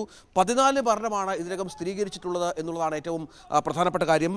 ഇവരുടെ പലരുടെയും ഈ അടിയിൽപ്പെട്ട പലരുടെയും നില ഗുരുതരമാണ്, സാരമായി പരിക്കുണ്ട് എന്ന തരത്തിലുള്ള വാർത്തകളും മറ്റും പുറത്തു വരുന്നുണ്ട്. ഏതായാലും ഈ സംഭവം ഗൗരവമായി തന്നെ സർക്കാർ എടുത്തിട്ടുണ്ട് എന്ന് വേണം മനസ്സിലാക്കാൻ. കാരണം ഈ പരസ്യ കമ്പനി ഈ ബോർഡ് അനധികൃതമായി സ്ഥാപിച്ചതാണ് എന്ന് വ്യക്തമായ പശ്ചാത്തലം കൂടി ചേർത്ത് വായിക്കണം. കാരണം ഇതിനൊക്കെ വളരെ വ്യക്തമായ നിയമാവലിയുണ്ട്. നമ്മുടെ റോഡ് സുരക്ഷയിലൊക്കെ വളരെ കൃത്യമായ നിയമാവലിയുണ്ട്. എത്ര അകലത്തിൽ സ്ഥാപിക്കണം എന്നടക്കം. തൂണുകളടക്കം ഏതാണ്ട് 250 ടൺ ഭാരമാണ് ഇതിൻ്റെ മൊത്തത്തിൽ ഭാരം വരുന്നത്. അതുതന്നെ ഒരു വലിയ കണക്കാണ്. 250 ടൺ ഭാരമുള്ള ഈ മൊത്തത്തിലുള്ള ഈ ബോർഡാണ്, പരസ്യ ബോർഡാണ് തകർന്നു വീണത് എന്നുള്ളത്. നേരത്തെ തന്നെ ഈ സമീപവാസികൾ നിരവധി പരാതികൾ ഇതുമായി ബന്ധപ്പെട്ട് നൽകിയിരുന്നു അധികൃതർക്ക്. പക്ഷേ ആരും ചെവിക്കൊണ്ടില്ല. നമുക്കറിയാം, മുംബൈയൊക്കെ ഏറെ രാഷ്ട്രീയ സ്വാധീനമുള്ള നിരവധിയായ ആളുകൾ താമസിക്കുന്ന ഒരു സ്ഥലമാണ്. ഈ പരസ്യ കമ്പനികളുടെ കോൺട്രാക്ട് എടുക്കുന്നവർ പോലും അത്രത്തോളം രാഷ്ട്രീയ പാർട്ടികളുമായി അടുത്ത ബന്ധമുള്ള ആളുകളാണ് എന്നുകൂടി മനസ്സിലാക്കണം. അവരൊക്കെയാണ് ഇത്തരത്തിലുള്ള ഈ ദുരന്തത്തിന് കാരണം എന്നുള്ള ആക്ഷേപം ഇതിനകം തന്നെ ഉയർന്നിട്ടുണ്ട്. 5 ലക്ഷം രൂപ വീതം ഈ മരിച്ചവരുടെ കുടുംബങ്ങൾക്ക് നഷ്ടപരിഹാരം പ്രഖ്യാപിച്ചിട്ടുണ്ട് സർക്കാർ. ഒപ്പം അന്വേഷണം പ്രഖ്യാപിച്ചിട്ടുണ്ട് എന്നുള്ളതാണ് നമുക്ക് ലഭിക്കുന്ന വിവരം. ഒപ്പം മുംബൈയിൽ ഈ 16-ാം തീയതി വരെ ശക്തമായ കാറ്റും മഴയും ഉണ്ടാകുമെന്ന സൂചനകൾ കാലാവസ്ഥാ കേന്ദ്രം നൽകിയിട്ടുണ്ട്. ഇന്നലെ വലിയ പൊടിക്കാറ്റ് രേഖപ്പെടുത്തിയ പശ്ചാത്തലമുണ്ടായിരുന്നു. ലോക്കൽ മെട്രോ ട്രെയിനുകളുടെ സിഗ്നൽ തകരാറുണ്ടായി. തുടർന്ന് പതിനായിരക്കണക്കിന് യാത്രക്കാർ വീടുകളിലെത്താതെ കഷ്ടപ്പെട്ട പശ്ചാത്തലം ഇന്നലെ ഉണ്ടായി. ഈ മാസം 16 വരെ ഇതുണ്ടാകും. NDRF സംഘം ഈ സ്ഥലത്ത് തുടരുന്നുണ്ട്. രക്ഷാപ്രവർത്തനങ്ങൾക്കടക്കം നേതൃത്വം കൊടുക്കുന്നുണ്ട് എന്നുള്ളതാണ് ഏറ്റവും പ്രധാനപ്പെട്ട വിവരം. ഈ നഗരത്തിൽ റോഡ് ഗതാഗതം ഇതിനകം പുനഃസ്ഥാപിച്ചു കഴിഞ്ഞിട്ടുണ്ട്. ഇന്നലെയൊക്കെ വലിയ പ്രശ്നമായിരുന്നു നഗരത്തിലുണ്ടായിരുന്നത്. ഈ ശക്തമായ ഈ വലിയ അപകടത്തിൽ രാഷ്ട്രപതിയും ഉപരാഷ്ട്രപതിയും അടക്കമുള്ളവർ അനുശോചനം രേഖപ്പെടുത്തിയിട്ടുണ്ട്. ഇതിൽ ദുരന്ത നിവാരണ സേനയുടെ പ്രവർത്തനം ഇപ്പോഴും അവിടെ പുരോഗമിക്കുന്നുണ്ട്. ഈ ബോർഡ് അത് എടുത്തു മാറ്റാനുള്ള ശ്രമങ്ങളാണ് ഇപ്പോൾ നടക്കുന്നത്. ഒപ്പം മുംബൈ നഗരത്തിൽ സ്ഥാപിച്ച ഇത്തരം കൂറ്റൻ ബോർഡുകൾക്കെതിരെയും സർക്കാർ അന്വേഷണം പ്രഖ്യാപിച്ചിട്ടുണ്ട്. അതിനെക്കുറിച്ച് കൃത്യമായി തന്നെ വിലയിരുത്തൽ നടത്തണമെന്നും അത് എവിടെയൊക്കെയാണ് എന്നത് സംബന്ധിച്ച കണക്ക് സർക്കാർ നൽകണമെന്നും ആവശ്യപ്പെട്ടിട്ടുണ്ട്. പക്ഷേ അപ്പോഴും ഈ ദുരന്തത്തിൻ്റെ വ്യാപ്തി അതുണ്ടാക്കിയ ഗൗരവതരമായ സാഹചര്യം മാറുന്നില്ല എന്നുള്ളതാണ് പ്രധാനപ്പെട്ട കാര്യം. അഭിലാഷ്, റൈറ്റ്. എന്തായാലും അപ്രതീക്ഷിതമായി ഉണ്ടായ അതിശക്തമായ പൊടിക്കാറ്റ്, ആ പൊടിക്കാറ്റിൽ ആണ് മുംബൈയിലും പരിസര പ്രദേശങ്ങളിലും വ്യാപകമായ നാശനഷ്ടം ഉണ്ടായത്. ഏറ്റവും വലിയ ദുരന്തം എന്നത് ഈ കൂറ്റൻ പരസ്യ ബോർഡ് താഴെ പതിച്ചതാണ്. അതേസമയം മറ്റ് മേഖലകളിൽ ഒക്കെ ഇത്തരത്തിൽ ചെറിയ അപകടങ്ങൾ റിപ്പോർട്ട് ചെയ്യപ്പെട്ടിട്ടുണ്ട്. ടെലിഫോൺ പോസ്റ്റുകൾ, പരസ്യ ബോർഡുകൾ, കെട്ടിടങ്ങൾ ഒക്കെ ചെറിയ തോതിൽ തകരാറ് സംഭവിക്കുകയും മരങ്ങൾ കടപുഴുകി വീഴുകയും അങ്ങനെ ഗതാഗതം തടസ്സപ്പെടുകയും ഒക്കെ ചെയ്ത പശ്ചാത്തലം കൂടി ഉണ്ട്. അതേസമയം കേരളത്തിലും ഇപ്പോൾ ഒറ്റപ്പെട്ട മഴ കനക്കുകയാണ്. ഇന്നും അത്തരത്തിൽ മഴയ്ക്ക് സാധ്യതയുണ്ട് എന്നാണ് കാലാവസ്ഥാ നിരീക്ഷണ കേന്ദ്രം അറിയിച്ചിട്ടുള്ളത്. വയനാട്, കണ്ണൂർ, കാസർഗോഡ് ജില്ലകളിൽ മുന്നറിയിപ്പ് നൽകിയിട്ടുണ്ട്. അതേസമയം പത്തനംതിട്ടയിൽ കഴിഞ്ഞ ദിവസം അതിശക്തമായ മഴയാണ് രേഖപ്പെടുത്തിയത്. പത്തനംതിട്ടയിൽ യെല്ലോ അലർട്ട് ആണ് തുടരുന്നത്. വരും ദിവസങ്ങളിൽ തിരുവനന്തപുരത്തും പത്തനംതിട്ടയിലും ഇത്തരത്തിൽ മഴ ശക്തമാകും എന്ന് തന്നെയാണ് വിവരം.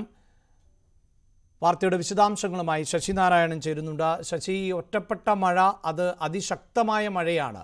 അതുകൊണ്ട് തന്നെ വലിയ ദുരിതം ജനങ്ങൾക്ക് നേരിടേണ്ട സാഹചര്യമുണ്ട്. കടുത്ത ചൂടിൽ നിന്ന് മോചനം ലഭിക്കുമ്പോൾ അതും മറ്റൊരു ദുരിതമായി മാറുന്ന സാഹചര്യമാണോ ഉള്ളത്? അഭിലാഷേ, വേനൽ മഴ ഒരു പരിധി വരെ ആശ്വാസമാണ് എന്ന് നമുക്ക് പറയേണ്ടി വരും. പക്ഷേ നേരെമറിച്ച് ജില്ലാ ഭരണകൂടം ഒരു ജാഗ്രത നിർദ്ദേശം നൽകിയിട്ടുണ്ട്. കാരണം 115 മില്ലിമീറ്റർ മഴ ലഭിക്കാൻ സാധ്യതയുള്ള പശ്ചാത്തലത്തിലാണ്. മലയോര മേഖലയുള്ള ജില്ലയാണ്. അതുകൊണ്ട് തന്നെ മണ്ണിടിച്ചിലും അതുപോലെ തന്നെ ഉരുൾപൊട്ടലും ഒക്കെ ഉള്ള സാധ്യതയുള്ള ഒരു പ്രദേശം എന്ന നിലയ്ക്ക് തീർച്ചയായും ജില്ലാ ഭരണകൂടം ജാഗ്രത നിർദ്ദേശം നൽകിയിട്ടുണ്ട്. വരും മണിക്കൂറുകളിൽ മഴ ലഭിക്കാനുള്ള സാധ്യത കൂടി കണക്കിലെടുത്താണ് ഇത്തരൊരു ജില്ലാ ഭരണകൂടം ഒരു മുന്നറിയിപ്പ് നൽകിയിട്ടുണ്ട്. എന്തായാലും ഇന്നലെയും കഴിഞ്ഞ ദിവസങ്ങളിലെല്ലാം തുടർച്ചയായി മഴ ശക്തമായ രീതിയിൽ തന്നെ ജില്ലയിൽ ഉച്ചയ്ക്ക് ശേഷമാണ് ലഭിക്കുന്നത്. അത് മലയോര മേഖലയിൽ അണക്കെട്ടുകളുള്ള മേഖലയിലൊക്കെയാണ് ഇപ്പോൾ മഴ ശക്തമായി ലഭിക്കുന്നത്. പരക്കെ മഴ ലഭിക്കുന്ന ഒരു സാഹചര്യം ഉച്ചയ്ക്ക് ശേഷമുണ്ട്. അത് തുടർച്ചയായി പെയ്യുന്ന ഒരു സാഹചര്യം ഉണ്ടായിട്ടുണ്ട്. എന്തായാലും വേനലിന്റെ ഒരു പശ്ചാത്തലത്തിൽ കടുത്ത വേനലിന്റെ മഴ ഒരു ആശ്വാസമായി മാറിയിട്ടുണ്ട്. പക്ഷേ അത് ഏതെങ്കിലും തരത്തിലുള്ള ദുരന്തമോ മറ്റു കാര്യങ്ങളോ ഉണ്ടാവാതിരിക്കാനുള്ള ഒരു മുൻകരുതലാണ് ഇപ്പോൾ ജില്ലയിൽ എടുത്തിട്ടുള്ളത്. ഉച്ചയ്ക്ക് രാത്രികാലങ്ങളിലുള്ള യാത്രകൾ, അതുപോലെ തന്നെ മണ്ണിടിച്ചുള്ള പ്രദേശങ്ങളിലുള്ള ആളുകൾക്ക് ഒരു ജാഗ്രത നിർദ്ദേശം, ഇത്തരം കാര്യങ്ങളെല്ലാം മുന്നറിയിപ്പിന്റെ ഭാഗമായി ഇന്നലെ തന്നെ കളക്ടർ നേതൃത്വത്തിൽ പ്രഖ്യാപിച്ചിട്ടുണ്ട്. പക്ഷേ അങ്ങനെ ആശങ്കപ്പെടേണ്ട സാഹചര്യങ്ങളൊന്നും തന്നെയില്ല. നദിയിലൊക്കെ സാധാരണ ജലനിരപ്പില്ലാത്തൊരു സാഹചര്യമുണ്ട്, കുടിവെള്ളത്തിന്റെ പ്രശ്നമുണ്ട്. അത്തരം കാര്യങ്ങളൊക്കെ നിലനിൽക്കുന്ന സാഹചര്യത്തിൽ ഈ 2 ദിവസം ഉച്ചയ്ക്ക് ശേഷം മഴ അത് കർഷകരെ സംബന്ധിച്ചൊക്കെ വലിയൊരു ഒരു ആശ്വാസമായിട്ടുണ്ട്. കാരണം കാർഷിക വിളകളെല്ലാം വേനൽക്കാലത്ത് നഷ്ടപ്പെട്ട വാഴകൃഷിയായാലും ഒക്കെ ഈ കനത്ത വേനലിൽ നശിച്ച ഒരു സാഹചര്യത്തിലാണ് ഉള്ളത്. അതുകൊണ്ട് തന്നെ ഈ മഴ ഇപ്പോൾ ഒരു ചൂടിനൊരു ആശ്വാസം എന്ന നിലയ്ക്ക് തന്നെയാണുള്ളത്. പക്ഷെ അത് കൂടുതൽ ശക്തമായ രീതിയിൽ 115 മില്ലിമീറ്റർ മഴ ലഭിക്കുമെന്നാണ് മുന്നറിയിപ്പുള്ളത്. അതുകൊണ്ട് തന്നെ അത്തരമൊരു ചുരുങ്ങിയ സമയത്തിൽ പെട്ടെന്ന് മഴ പെയ്യുക എന്ന് പറയുമ്പോൾ അത് വലിയ പെട്ടെന്നൊരു പ്രളയവും മറ്റു കാര്യങ്ങളും ഉണ്ടാകാനുള്ള സാധ്യത ഉണ്ടാകാം എന്നുള്ള കണക്കൂട്ടലുകൊണ്ടാണ് ഇത്തരമൊരു ജാഗ്രത നിർദ്ദേശമുള്ളത്. ഈ രാത്രികാലങ്ങളിലുള്ള യാത്രകൾ, മലയോര മേഖലകളിലുള്ള യാത്രകൾ, ഇത്തരം കാര്യങ്ങളിലൊക്കെയാണ് ഒരു മുൻകരുതൽ എന്ന് മാത്രമാണ് ജില്ലാ ഭരണകൂടം ഇപ്പോൾ നൽകുന്നത്. അത് ഇപ്പോഴും തുടർന്ന് എന്തെങ്കിലും മഞ്ഞ അലർട്ടാണ്, യെല്ലോ അലർട്ടാണ് പത്തനംതിട്ടയിൽ ഇപ്പോൾ ഉള്ളത്. കഴിഞ്ഞ ദിവസങ്ങളിലെല്ലാം കൊടും ചൂടിൽ ആയിരുന്നു കേരളമെങ്കിൽ ഇപ്പോൾ കേരളത്തിൽ പരക്കെ മഴ ലഭിക്കുന്നുണ്ട്. പക്ഷേ അത് മൺസൂൺ മഴയല്ല, മറിച്ച് വേനൽ മഴയാണ്, ഒറ്റപ്പെട്ട മഴയാണ്. വളരെ ചെറിയ സമയത്തിനുള്ളിൽ കൂടുതൽ മഴ ലഭിച്ചാൽ അത് വീണ്ടും പ്രതിസന്ധിയാകുന്ന സാഹചര്യമുണ്ട്. പക്ഷേ കർഷകർക്കുൾപ്പെടെ അവരുടെ വിളകൾ കൊടുംചൂടിൽ നശിച്ച സാഹചര്യമുണ്ട്. അതിനൊക്കെ ഒരു പരിധിവരെ ഉപകാരപ്രദമാണ് ഈ വേനൽ മഴ എന്നുള്ളതാണ്. എന്തായാലും ഇത്തവണ കേരളത്തിൽ മൺസൂൺ നേരത്തെ എത്തും എന്നാണ് റിപ്പോർട്ടുകൾ. മെയ് 31 മൺസൂൺ എത്തും എന്നുള്ളതാണ് മുന്നറിയിപ്പ്. ന്യൂനപർദ്ദപാതത്തിലെയും തെക്ക് കിഴക്കൻ അറബിക്കടലിൽ നിലനിൽക്കുന്ന ചക്രവാത ചുഴിയുമാണ് കേരളത്തിൽ നേരത്തെ മഴയെത്താൻ കാരണം. കേരളത്തിൽ ഇത്തവണ മൺസൂൺ മെയ് അവസാനത്തോടെ എത്തുമെന്നാണ് മുന്നറിയിപ്പ്. ന്യൂനമർദ്ദ പാത്തിയും തെക്ക് കിഴക്കൻ അറബിക്കടലിൽ നിലനിൽക്കുന്ന ചക്രവാത ചുഴിയുമാണ് കേരളത്തിൽ പെട്ടെന്ന് മഴയെത്താൻ കാരണമാവുന്നത്. 18-ാം തീയതിയോടെ കാലവർഷം ആൻഡമാൻ തീരത്തെത്തും. ലക്ഷദ്വീപും കടന്ന് കാലവർഷം കേരളത്തിലെത്താൻ ഇത്തവണ വൈകിയേക്കില്ല. എൽനിനോ പ്രതിഭാസം ഒഴിവായതോടെ സംസ്ഥാനത്ത് മഴയുടെ സാധ്യതകൾ ശക്തമാവുന്ന അവസ്ഥയാണ് നിലവിലുള്ളത്. അത്തരത്തിൽ കഴിഞ്ഞ ദിവസങ്ങളിലായി കേരളത്തിൽ ലഭിച്ച മഴയാണ്, പല ജില്ലകളിലായി കേരളത്തിൽ ലഭിച്ച മഴയുടെ ഒരു കണക്കാണിത്. എന്തായാലും മലയോര പ്രദേശങ്ങളിലടക്കം കേന്ദ്ര കാലാവസ്ഥാ വകുപ്പ് യെല്ലോ അലേർട്ട് മുന്നറിയിപ്പാണ് നൽകിയിരിക്കുന്നത്. സാധാരണ ജൂൺ 1 തുടങ്ങുന്ന കാലവർഷം 8 ദിവസം വൈകിയാണ് കഴിഞ്ഞ വർഷം കേരളത്തിൽ എത്തിയത്. 34% കുറവ് മഴയാണ് 2023 കിട്ടിയത്. എന്നാൽ ഇത്തവണ മൺസൂൺ നേരത്തെ എത്തും, അതിശക്തമായ മഴ ലഭിക്കുമെന്ന് തന്നെയാണ് മുന്നറിയിപ്പ്. കഴിഞ്ഞ ദിവസങ്ങളിലായി കേരളത്തിൽ മഴ ലഭിച്ചതോടെ താപനിലയിലും നേരിയ കുറവുണ്ടായിട്ടുണ്ട്. നമുക്ക് കാണാം, കഴിഞ്ഞ ദിവസങ്ങളിൽ ഏറ്റവും ഉയർന്ന താപനിലയിലേക്ക് നമ്മുടെ കേരളം എത്തിയിരുന്നു. കഴിഞ്ഞ ദിവസങ്ങളിലായി ഇത്തരത്തിൽ മഴ ലഭിച്ചത് കൊണ്ട് തന്നെ താപനിലയിൽ നേരിയ കുറവുണ്ടായിട്ടുണ്ട്. ഇപ്പോൾ 34 ഡിഗ്രി സെൽഷ്യസ് വരെയൊക്കെ താപനില എത്തിയിട്ടുണ്ട്. നേരിയ ആശ്വാസം തന്നെയാണ് ഈ കഴിഞ്ഞ ദിവസങ്ങളിലെ മഴ നമുക്ക് തന്നത്. എന്തായാലും സംസ്ഥാനത്ത് 18, 19 തീയതികളിൽ വടക്കൻ ജില്ലകളിൽ ഉൾപ്പെടെ ശക്തമായ മഴ ലഭിക്കാൻ സാധ്യതയുണ്ടെന്ന മുന്നറിയിപ്പ് കൂടിയുണ്ട്. ഒരു പ്രളയം കഴിഞ്ഞ സംസ്ഥാനത്ത് ഇത്തരത്തിൽ ശക്തമായ മഴ മുന്നറിയിപ്പ് എത്തുമ്പോൾ ജാഗ്രതയോടെ തന്നെ നമുക്ക് കാത്തിരിക്കാം. റൈറ്റ്, എന്തായാലും ജാഗ്രത പുലർത്തേണ്ട സമയമാണ്. മഴയിലും ചൂട് പോലെ തന്നെ ജാഗ്രത തുടരേണ്ട സാഹചര്യമുണ്ട്. വാർത്താരംഭം തുടക്കത്തിൽ സൂചിപ്പിച്ചിരുന്നു, ഇപ്പോൾ തെരഞ്ഞെടുപ്പ് നടന്നുകൊണ്ടിരിക്കുന്നു, പക്ഷേ വോട്ടിംഗ് ശതമാനം ഉയരുന്നില്ല എന്നത്. 4ാം ഘട്ടത്തിലും പോളിംഗ് ശതമാനം ഉയർന്നിട്ടില്ല. 67.47% പോളിംഗ് രേഖപ്പെടുത്തി എന്നതാണ് ഇപ്പോഴത്തെ കണക്ക്. സ്വാഭാവികമായും ഇതിൽ നേരിയ വർധനവിനുള്ള സാധ്യതയുണ്ട്. ഏറ്റവും ഒടുവിലത്തെ ഡേറ്റ ഒരു പക്ഷേ ഈ മണിക്കൂറുകളിൽ കൂടിയൊക്കെയാണ് തയ്യാറാവുകയുള്ളൂ. ഇതുവരെയുള്ള കണക്കുകൾ അനുസരിച്ച് ബംഗാളിൽ മികച്ച പോളിംഗാണ് രേഖപ്പെടുത്തിയിട്ടുള്ളത്. കശ്മീരിൽ ആണ് ഏറ്റവും കുറവ്. വിശദാംശങ്ങളുമായി MG മിഥുൻ ആണ് ചേരുന്നത്. മിഥുൻ, തുടക്കം മുതൽ വോട്ടിംഗ് ശതമാനത്തിൽ കുറവുണ്ട്. കഴിഞ്ഞ തെരഞ്ഞെടുപ്പിൽ വലിയ പോളിംഗ് നടന്ന കേരളത്തിൽ 2ാം ഘട്ടത്തിൽ നടന്ന വോട്ടെടുപ്പ് അതിലും കാര്യമായ പുരോഗതി ഉണ്ടായില്ല. കേരളത്തിലും വോട്ടിംഗ് ശതമാനം കുറയുകയാണ് ചെയ്തത്. അതോടുകൂടി വലിയ പ്രചാരണമാണ് എല്ലാ രാഷ്ട്രീയ പാർട്ടികളും നടത്തിയത്. പക്ഷേ അതിൻ്റെ പ്രതിഫലനം പോളിംഗ് ബൂത്തിൽ കാണുന്നില്ല. എന്താകാം കാരണമെന്നാണ് രാഷ്ട്രീയ പാർട്ടികളുടെ വിലയിരുത്തൽ. ഒപ്പം പോളിംഗ് ശതമാനം കുറയുന്നതിനെ ഏത് തരത്തിലാണ് രാഷ്ട്രീയ പാർട്ടികൾ അത് അനുകൂലമോ പ്രതികൂലമോ എന്നുള്ളതാണ് വിലയിരുത്തൽ.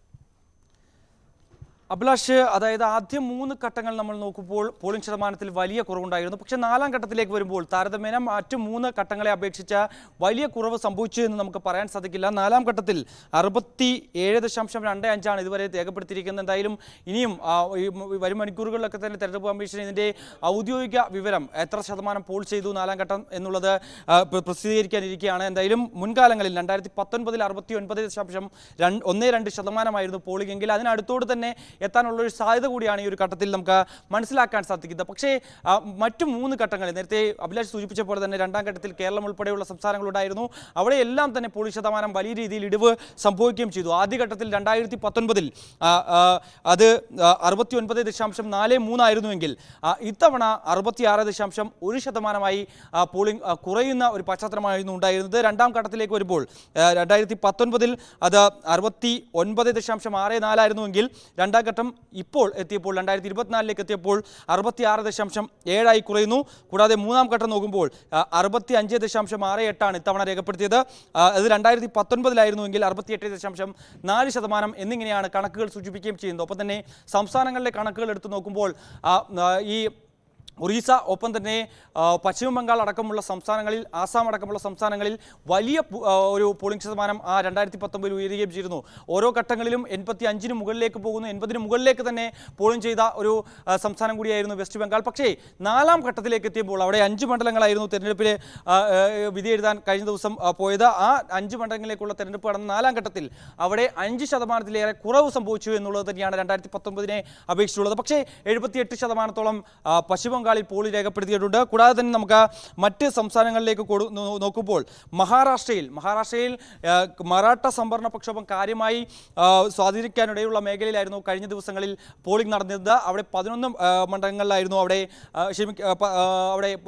ലോക്സഭാ മണ്ഡലങ്ങളിലുള്ള തെരഞ്ഞെടുപ്പായിരുന്നു നടന്നത്. ഇവിടെ ഗ്രാമീണ വോട്ടർമാർക്കിടയിൽ ഭരണവിരുദ്ധ വികാരം അത് വലിയ ശക്തമായി ഉടലെടുത്തിട്ടുണ്ടായിരുന്നു. അതുകൊണ്ട് തന്നെയായിരിക്കാം ഒരു പക്ഷേ അവിടെ വലിയ രീതിയിൽ പോളിംഗ് ശതമാനം കുറഞ്ഞു എന്നുള്ളതാണ് നമുക്ക് മനസ്സിലാക്കാൻ സാധിക്കുന്നത്. ഇത്തവണ 8%-ഓളം 4ാം ഘട്ടത്തിൽ മഹാരാഷ്ട്രയിൽ പോളിംഗ് കുറയുകയും ചെയ്തു. കൂടാതെ മധ്യപ്രദേശിൽ 5%-ആണ് 4ാം ഘട്ടത്തിൽ ഇടിവ് സംഭവിച്ചത്. കൂടാതെ ബീഹാറിലും ജാർഖണ്ഡിലും ഇടിവ് താരതമ്യേന കുറവാണ് എന്നതാണ് ഏറ്റവും പ്രധാനപ്പെട്ട ഒരു കാര്യം. മറ്റൊന്ന്, ഈ ഒരു പ്രധാനമന്ത്രി നരേന്ദ്രമോദിയും ഒപ്പം തന്നെ കേന്ദ്ര ആഭ്യന്തരമന്ത്രി അമിത്ഷാ ഉൾപ്പെടെയുള്ള നേതാക്കൾ ഈ 4ാം ഘട്ടം കഴിഞ്ഞതിന് ശേഷം പോളിംഗ് രേഖപ്പെടുത്തിയതിനു ശേഷം പ്രതികരണവുമായി രംഗത്ത് വന്നിരുന്നു. അതായത് ആദ്യ 3 ഘട്ടങ്ങളിലും 400 മുകളിലേക്ക് സീറ്റിംഗ് പോകും, NDയുടെ ഒരു സീറ്റ് നില 400 മുകളിലേക്ക് പോകുമെന്ന് അവർ അവകാശവാദം ഉന്നയിച്ചിരുന്നുവെങ്കിൽ ആ 3 ഘട്ടങ്ങളിലെയും പോളിംഗിന് ശേഷം അത് ഒരു രീതിയിൽ ഉയർത്തിക്കാട്ടാൻ BJP ശ്രമിച്ചിരുന്നില്ല. പക്ഷേ 4ാം ഘട്ടത്തെ പോളിംഗിന് ശേഷം കേന്ദ്ര ആഭ്യന്തരമന്ത്രി അമിത്ഷാ വീണ്ടും അത് ഒരിക്കൽ കൂടി അവകാശവാദം ഉന്നയിക്കുന്നു. 400 മുകളിലേക്ക് ഇത്തവണ പോകും. കാരണം ഈ പോളിംഗ് ശതമാനം കുറഞ്ഞത് വലിയ ആശങ്കയ്ക്ക് ഇടയാക്കിയിട്ടില്ല. കൂടാതെ കശ്മീരിലടക്കം 36.14% പോളിംഗ് രേഖപ്പെടുത്തിയെങ്കിൽ പോലും തന്നെ 1996 ശേഷം ഏറ്റവും കൂടുതൽ പോളിംഗ് രേഖപ്പെടുത്തിയ ഒരു ഘട്ടം കൂടിയാണ് ജമ്മു കാശ്മീരിൽ എന്ന് പറയുന്നത്. ശ്രീനഗറിൽ കഴിഞ്ഞ ദിവസം രേഖപ്പെടുത്തിയത് 36.14% അത് 2019 കണക്കുകൾ നോക്കുമ്പോൾ 4ാം ഘട്ടത്തിൽ അത് 16% മാത്രമാണ് എന്നുള്ളതാണ് ഏറ്റവും ശ്രദ്ധേയമായിട്ടുള്ള കാര്യം. അതിൽ പ്രധാനമന്ത്രി നരേന്ദ്രമോദിയുടെ ഒരു പ്രസ്താവനയുണ്ട്. അതായത് 2019 ഈ സംസ്ഥാനത്തിന്റെ പ്രത്യേക പദവി എടുത്തു മാറ്റിയ ശേഷം അവിടുത്തെ ജനങ്ങൾ കൂടുതൽ ഉത്സാഹത്തിലാണ്. അതുകൊണ്ട് തന്നെയാണ് ഇത്തരത്തിൽ കൂടുതൽ പേർ വോട്ട് രേഖപ്പെടുത്താനായി എത്തുന്നത്. അത് വളരെ സന്തോഷമുളവാക്കുന്നതാണ്. ഒപ്പം തന്നെ ജനങ്ങൾ മാറി ചിന്തിക്കുന്നു എന്നതിന്റെ തെളിവ് കൂടിയാണ് എന്നുള്ളതാണ് ഏറ്റവും ശ്രദ്ധമായിട്ടുള്ള കാര്യം. എന്തായാലും പോളിംഗ് ശതമാനത്തിൽ വലിയ രീതിയിൽ ഇടിവ് സംഭവിക്കുന്നു എന്നുള്ളത് മറ്റു പാർട്ടികളെ സംബന്ധിച്ചും വലിയ ആശങ്ക തന്നെയാണ് ഉയർത്തുന്നത്. അങ്ങനെ പോളിംഗ് ശതമാനത്തിൽ വലിയ ഇടിവ് സംഭവിക്കുമ്പോൾ ജമ്മു കാശ്മീരിന്റെ പ്രത്യേക പദവി എടുത്തു നീക്കിയതിനു ശേഷം നടന്ന തെരഞ്ഞെടുപ്പിൽ അവിടെ പലപ്പോഴും 13-14% ഒക്കെയാണ് വോട്ട് രേഖപ്പെടുത്താറ് എങ്കിൽ 30-ലധികം% വോട്ട് രേഖപ്പെടുത്തി എന്നതിനെയാണ് പ്രധാനമന്ത്രി ഉയർത്തിക്കാണിക്കുന്നത്. പ്രധാനമന്ത്രി നരേന്ദ്രമോദി വാരണാസിയിൽ നിന്നാണ് ജനവിധി തേടുന്നത്. ഇന്നലെ അദ്ദേഹം വാരണാസിയിലെത്തുകയും വൈകിട്ട് വലിയ റോഡ് ഷോ നടത്തുകയും ഒക്കെ ചെയ്തിരുന്നു. ഇന്നിപ്പോൾ അദ്ദേഹം നാമനിർദ്ദേശ പത്രിക സമർപ്പിക്കും. രാവിലെ 11:30 ശേഷം ആണ് പത്രിക സമർപ്പിക്കുക. ഈ പത്രികാ സമർപ്പണം ആഘോഷമാക്കാനാണ് BJPയുടെ തീരുമാനം. NDAയുടെ നേതാക്കൾ, BJPയുടെ മുഖ്യമന്ത്രിമാർ, മറ്റും നേതാക്കൾ ഉൾപ്പെടെയുള്ളവരെല്ലാവരും തന്നെ ഈ ചടങ്ങിൽ പങ്കെടുക്കുകയും ചെയ്യുന്നുണ്ട്. മിഥുൻ ആണ് വീണ്ടും ചേരുന്നത്. മിഥുൻ, പ്രധാനമന്ത്രിയുടെ മണ്ഡലം അവസാന ഘട്ടത്തിൽ ആണ് അവിടെ വോട്ടെടുപ്പ്. അതോടൊപ്പം തന്നെ അമേഠി, റായ്ബറേലി പോലെയുള്ള മണ്ഡലങ്ങൾ. അമേഠിയിൽ ഇന്ന് പ്രിയങ്കാ ഗാന്ധിയുണ്ട്. തുടർച്ചയായി റായ്ബറേലിയിലും അമേഠിയിലും രാഹുൽ ഗാന്ധിയും പ്രിയങ്കയും ഉണ്ടാകും എന്നാണ് അറിയുന്നത്. നാളെ വീണ്ടും അരവിന്ദ് കെജ്രിവാൾ പ്രചാരണ രംഗത്ത് സജീവമാവുകയാണ്. അപ്പോൾ വരും ദിവസങ്ങളിൽ, അതായത് 5ാം ഘട്ടത്തിലേക്കുള്ള ഒരുക്കം എത്രത്തോളം ശക്തമാണ്? ഇനിയിപ്പോൾ വോട്ടെടുപ്പ് 3 ഘട്ടം കൂടിയാണല്ലോ ആകെ ശേഷിക്കുന്നത്.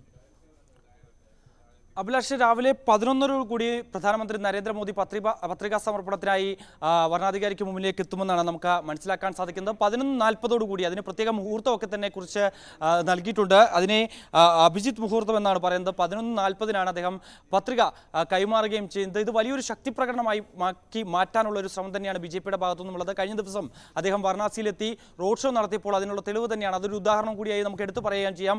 വലിയ ജനാവലിയായിരുന്നു അദ്ദേഹത്തിൻ്റെ റോഡ് ഷോയ്ക്കും, ഒപ്പം തന്നെ വലിയ സ്വീകാര്യതയും അവിടെ ലഭ്യമാകുന്നു എന്നുള്ളത് തന്നെയാണ് ഏറ്റവും ശ്രദ്ധേയമായിട്ടുള്ള കാര്യം. അദ്ദേഹത്തിൻ്റെ റോഡ് ഷോയിൽ 10,000-കണക്കിന് ജനങ്ങളാണ് അണിനിരക്കുകയും ചെയ്തത്. അത്തരത്തിൽ ഇന്നത്തെ ഒരു റോഡ് ഷോ പോലെ തന്നെ അദ്ദേഹത്തിൻ്റെ പത്രികാ സമരം മാറ്റിയെടുക്കാനുള്ള ഒരു ശ്രമമാണ് BJPയുടെ ഭാഗത്തു നിന്നുള്ളത്. അദ്ദേഹം ഇപ്പോൾ ഉള്ളത് BLW ഗസ്റ്റ് ഹൗസിലാണുള്ളത്. നേരത്തെ തന്നെ കഴിഞ്ഞ ദിവസം തന്നെ എല്ലാ നേതാക്കളും, അതായത് BJPയുടെ മുതിർന്ന നേതാക്കളുണ്ട്, BJPയുടെ കേന്ദ്ര മന്ത്രിമാരുണ്ട്, ഒപ്പം തന്നെ 12 സംസ്ഥാനങ്ങളിലെ മുഖ്യമന്ത്രിമാരുണ്ട്, കൂടാതെ NDAയുടെ പ്രധാനപ്പെട്ട നേതാക്കളെല്ലാം തന്നെ കഴിഞ്ഞ ദിവസം തന്നെ UP-യിലേക്ക് എത്തുകയും ചെയ്തിട്ടുണ്ടായിരുന്നു, വാരണാസിയിലേക്ക് എത്തുകയും ചെയ്തിട്ടുണ്ടായിരുന്നു. അവരെല്ലാം തന്നെ ഈ ഒരു നരേന്ദ്രമോദിക്കൊപ്പം പത്രികാ സമർപ്പണത്തിനായി എത്തുമെന്നുള്ളത് തന്നെയാണ്. നമുക്കറിയാം, ഈ ഒരു ഇലക്ഷനെ പ്രധാനമന്ത്രിയുടെ മോദി ഗ്യാരണ്ടി എന്ന് ഉയർത്തിക്കാണിച്ചുകൊണ്ട് തന്നെയാണ് എല്ലാ സംസ്ഥാനങ്ങളിലും നേരിടുന്നത്.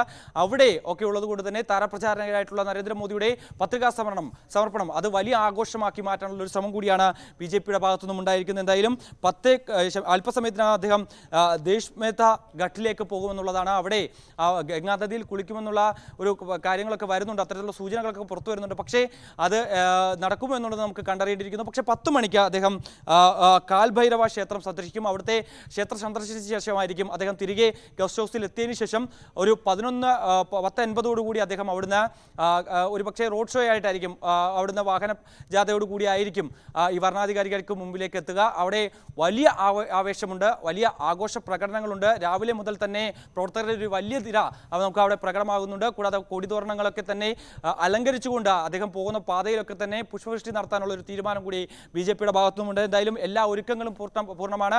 11:30 കൂടി അദ്ദേഹം അവിടെ കളക്ടറേറ്റിലേക്ക് എത്തും. 11:40 ആ മുഹൂർത്തം കുറിച്ചു കൊടുത്തിട്ടുണ്ട്. 11:40 പത്രികാ സമർപ്പണം നടത്തും. റൈറ്റ്. ഏറ്റവും പ്രധാനപ്പെട്ട ദേശീയ വാർത്തകൾ ആണ് പങ്കുവച്ചത്. എങ്കിൽ ഈ തെരഞ്ഞെടുപ്പിന് ഇടയിൽ ആണ് BJPക്ക് വലിയ ഒരു നഷ്ടമുണ്ടാകുന്നത്. അത് ബീഹാർ മുൻ ഉപമുഖ്യമന്ത്രി സുശീൽ കുമാർ മോദിയുടെ മരണമാണ്. അദ്ദേഹത്തിന് 72 വയസ്സായിരുന്നു. അർബുദബാധിതനായി ചികിത്സയിൽ ആയിരുന്നു. ലോക്സഭ, രാജ്യസഭ, നിയമസഭ, ലെജിസ്ലേറ്റീവ് കൗൺസിൽ എന്നിവയിൽ അംഗമായിട്ടുണ്ട്. 2005-2013 കാലത്തും 2017 മുതൽ 2020 വരെയും ബീഹാറിൻ്റെ ഉപമുഖ്യമന്ത്രിയായിരുന്നു. 3 പതിറ്റാണ്ടിലേറെയായി ബീഹാറിൽ BJPയുടെ പ്രധാനപ്പെട്ട നേതാക്കളിൽ ഒരാളായിരുന്നു അദ്ദേഹം. അദ്ദേഹത്തിന് മലയാളി ബന്ധം കൂടിയുണ്ട്. കോട്ടയം പൊൻകുന്നം സ്വദേശി ജെസി ജോർജാണ് സുശീലിൻ്റെ ഭാര്യ. രോഗബാധയെ തുടർന്ന് ഈ തെരഞ്ഞെടുപ്പ് പ്രചാരണ പരിപാടികളിൽ നിന്നെല്ലാം വിട്ടുനിൽക്കുകയായിരുന്നു. ഏറ്റവും ഒടുവിൽ നമുക്ക് ലഭിക്കുന്ന വിവരം അനുസരിച്ച് പാർട്ടി വൃത്തങ്ങൾ അറിയിച്ചിട്ടുള്ളത് സംസ്കാര ചടങ്ങുകൾ പാട്നയിൽ ആയിരിക്കും നടക്കുക എന്നാണ്. അതിലിനി മാറ്റമുണ്ടാകുമോ എന്ന് വരും മണിക്കൂറുകളിൽ അറിയാം. ലോക വാർത്തകൾ പരിശോധിക്കുമ്പോൾ കഴിഞ്ഞ ദിവസങ്ങളിൽ തുടർച്ചയായി വാർത്താരംഭത്തിൽ അഫ്ഗാനിസ്ഥാനിലെ വെള്ളപ്പൊക്കക്കെടുതിയെക്കുറിച്ച് റിപ്പോർട്ട് ചെയ്തിരുന്നു. പ്രത്യേകിച്ച് അഫ്ഗാനിസ്ഥാനിൽ തുടർച്ചയായി മഴ പെയ്യുന്ന സാഹചര്യം, അവിടെ മിന്നൽ പ്രളയം ആയിരുന്നു ഉണ്ടായത്. ഇതിൽ 315 പേർ മരണപ്പെട്ട സാഹചര്യമുണ്ട്. 1000-ലധികം വീടുകൾ തകർന്ന സാഹചര്യമുണ്ട്. ഈ പ്രളയത്തിൽ ഇപ്പോൾ 40,000-ഓളം കുട്ടികൾക്ക് അവരുടെ വീടുകൾ നഷ്ടപ്പെട്ടു എന്നതാണ് സേവ് ദ ചിൽഡ്രൻ്റെ ഏറ്റവും ഒടുവിലത്തെ റിപ്പോർട്ട്.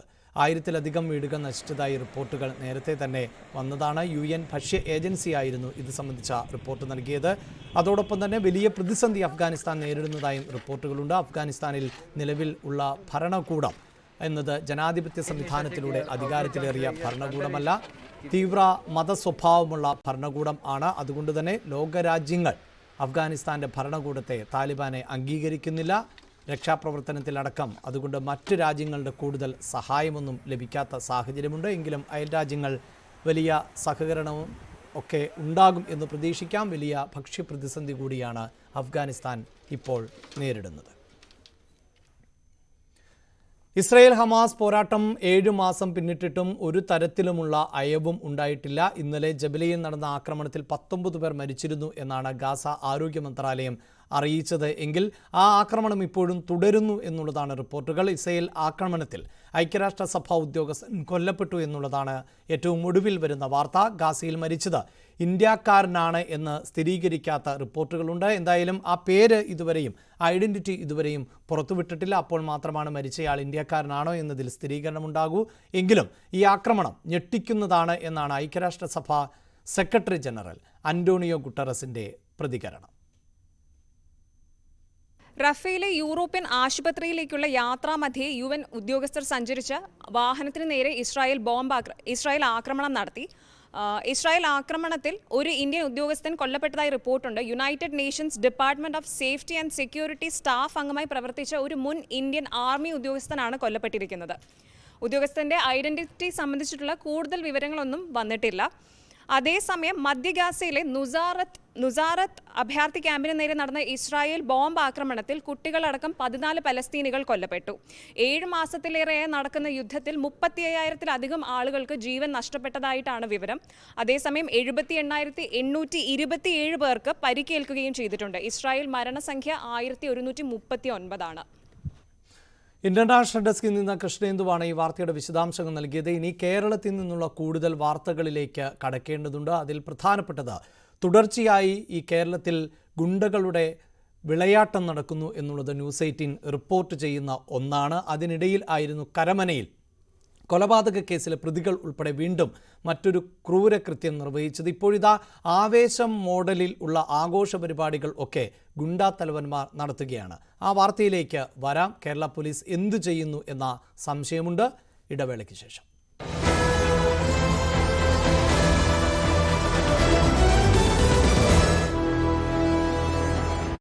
Pre degree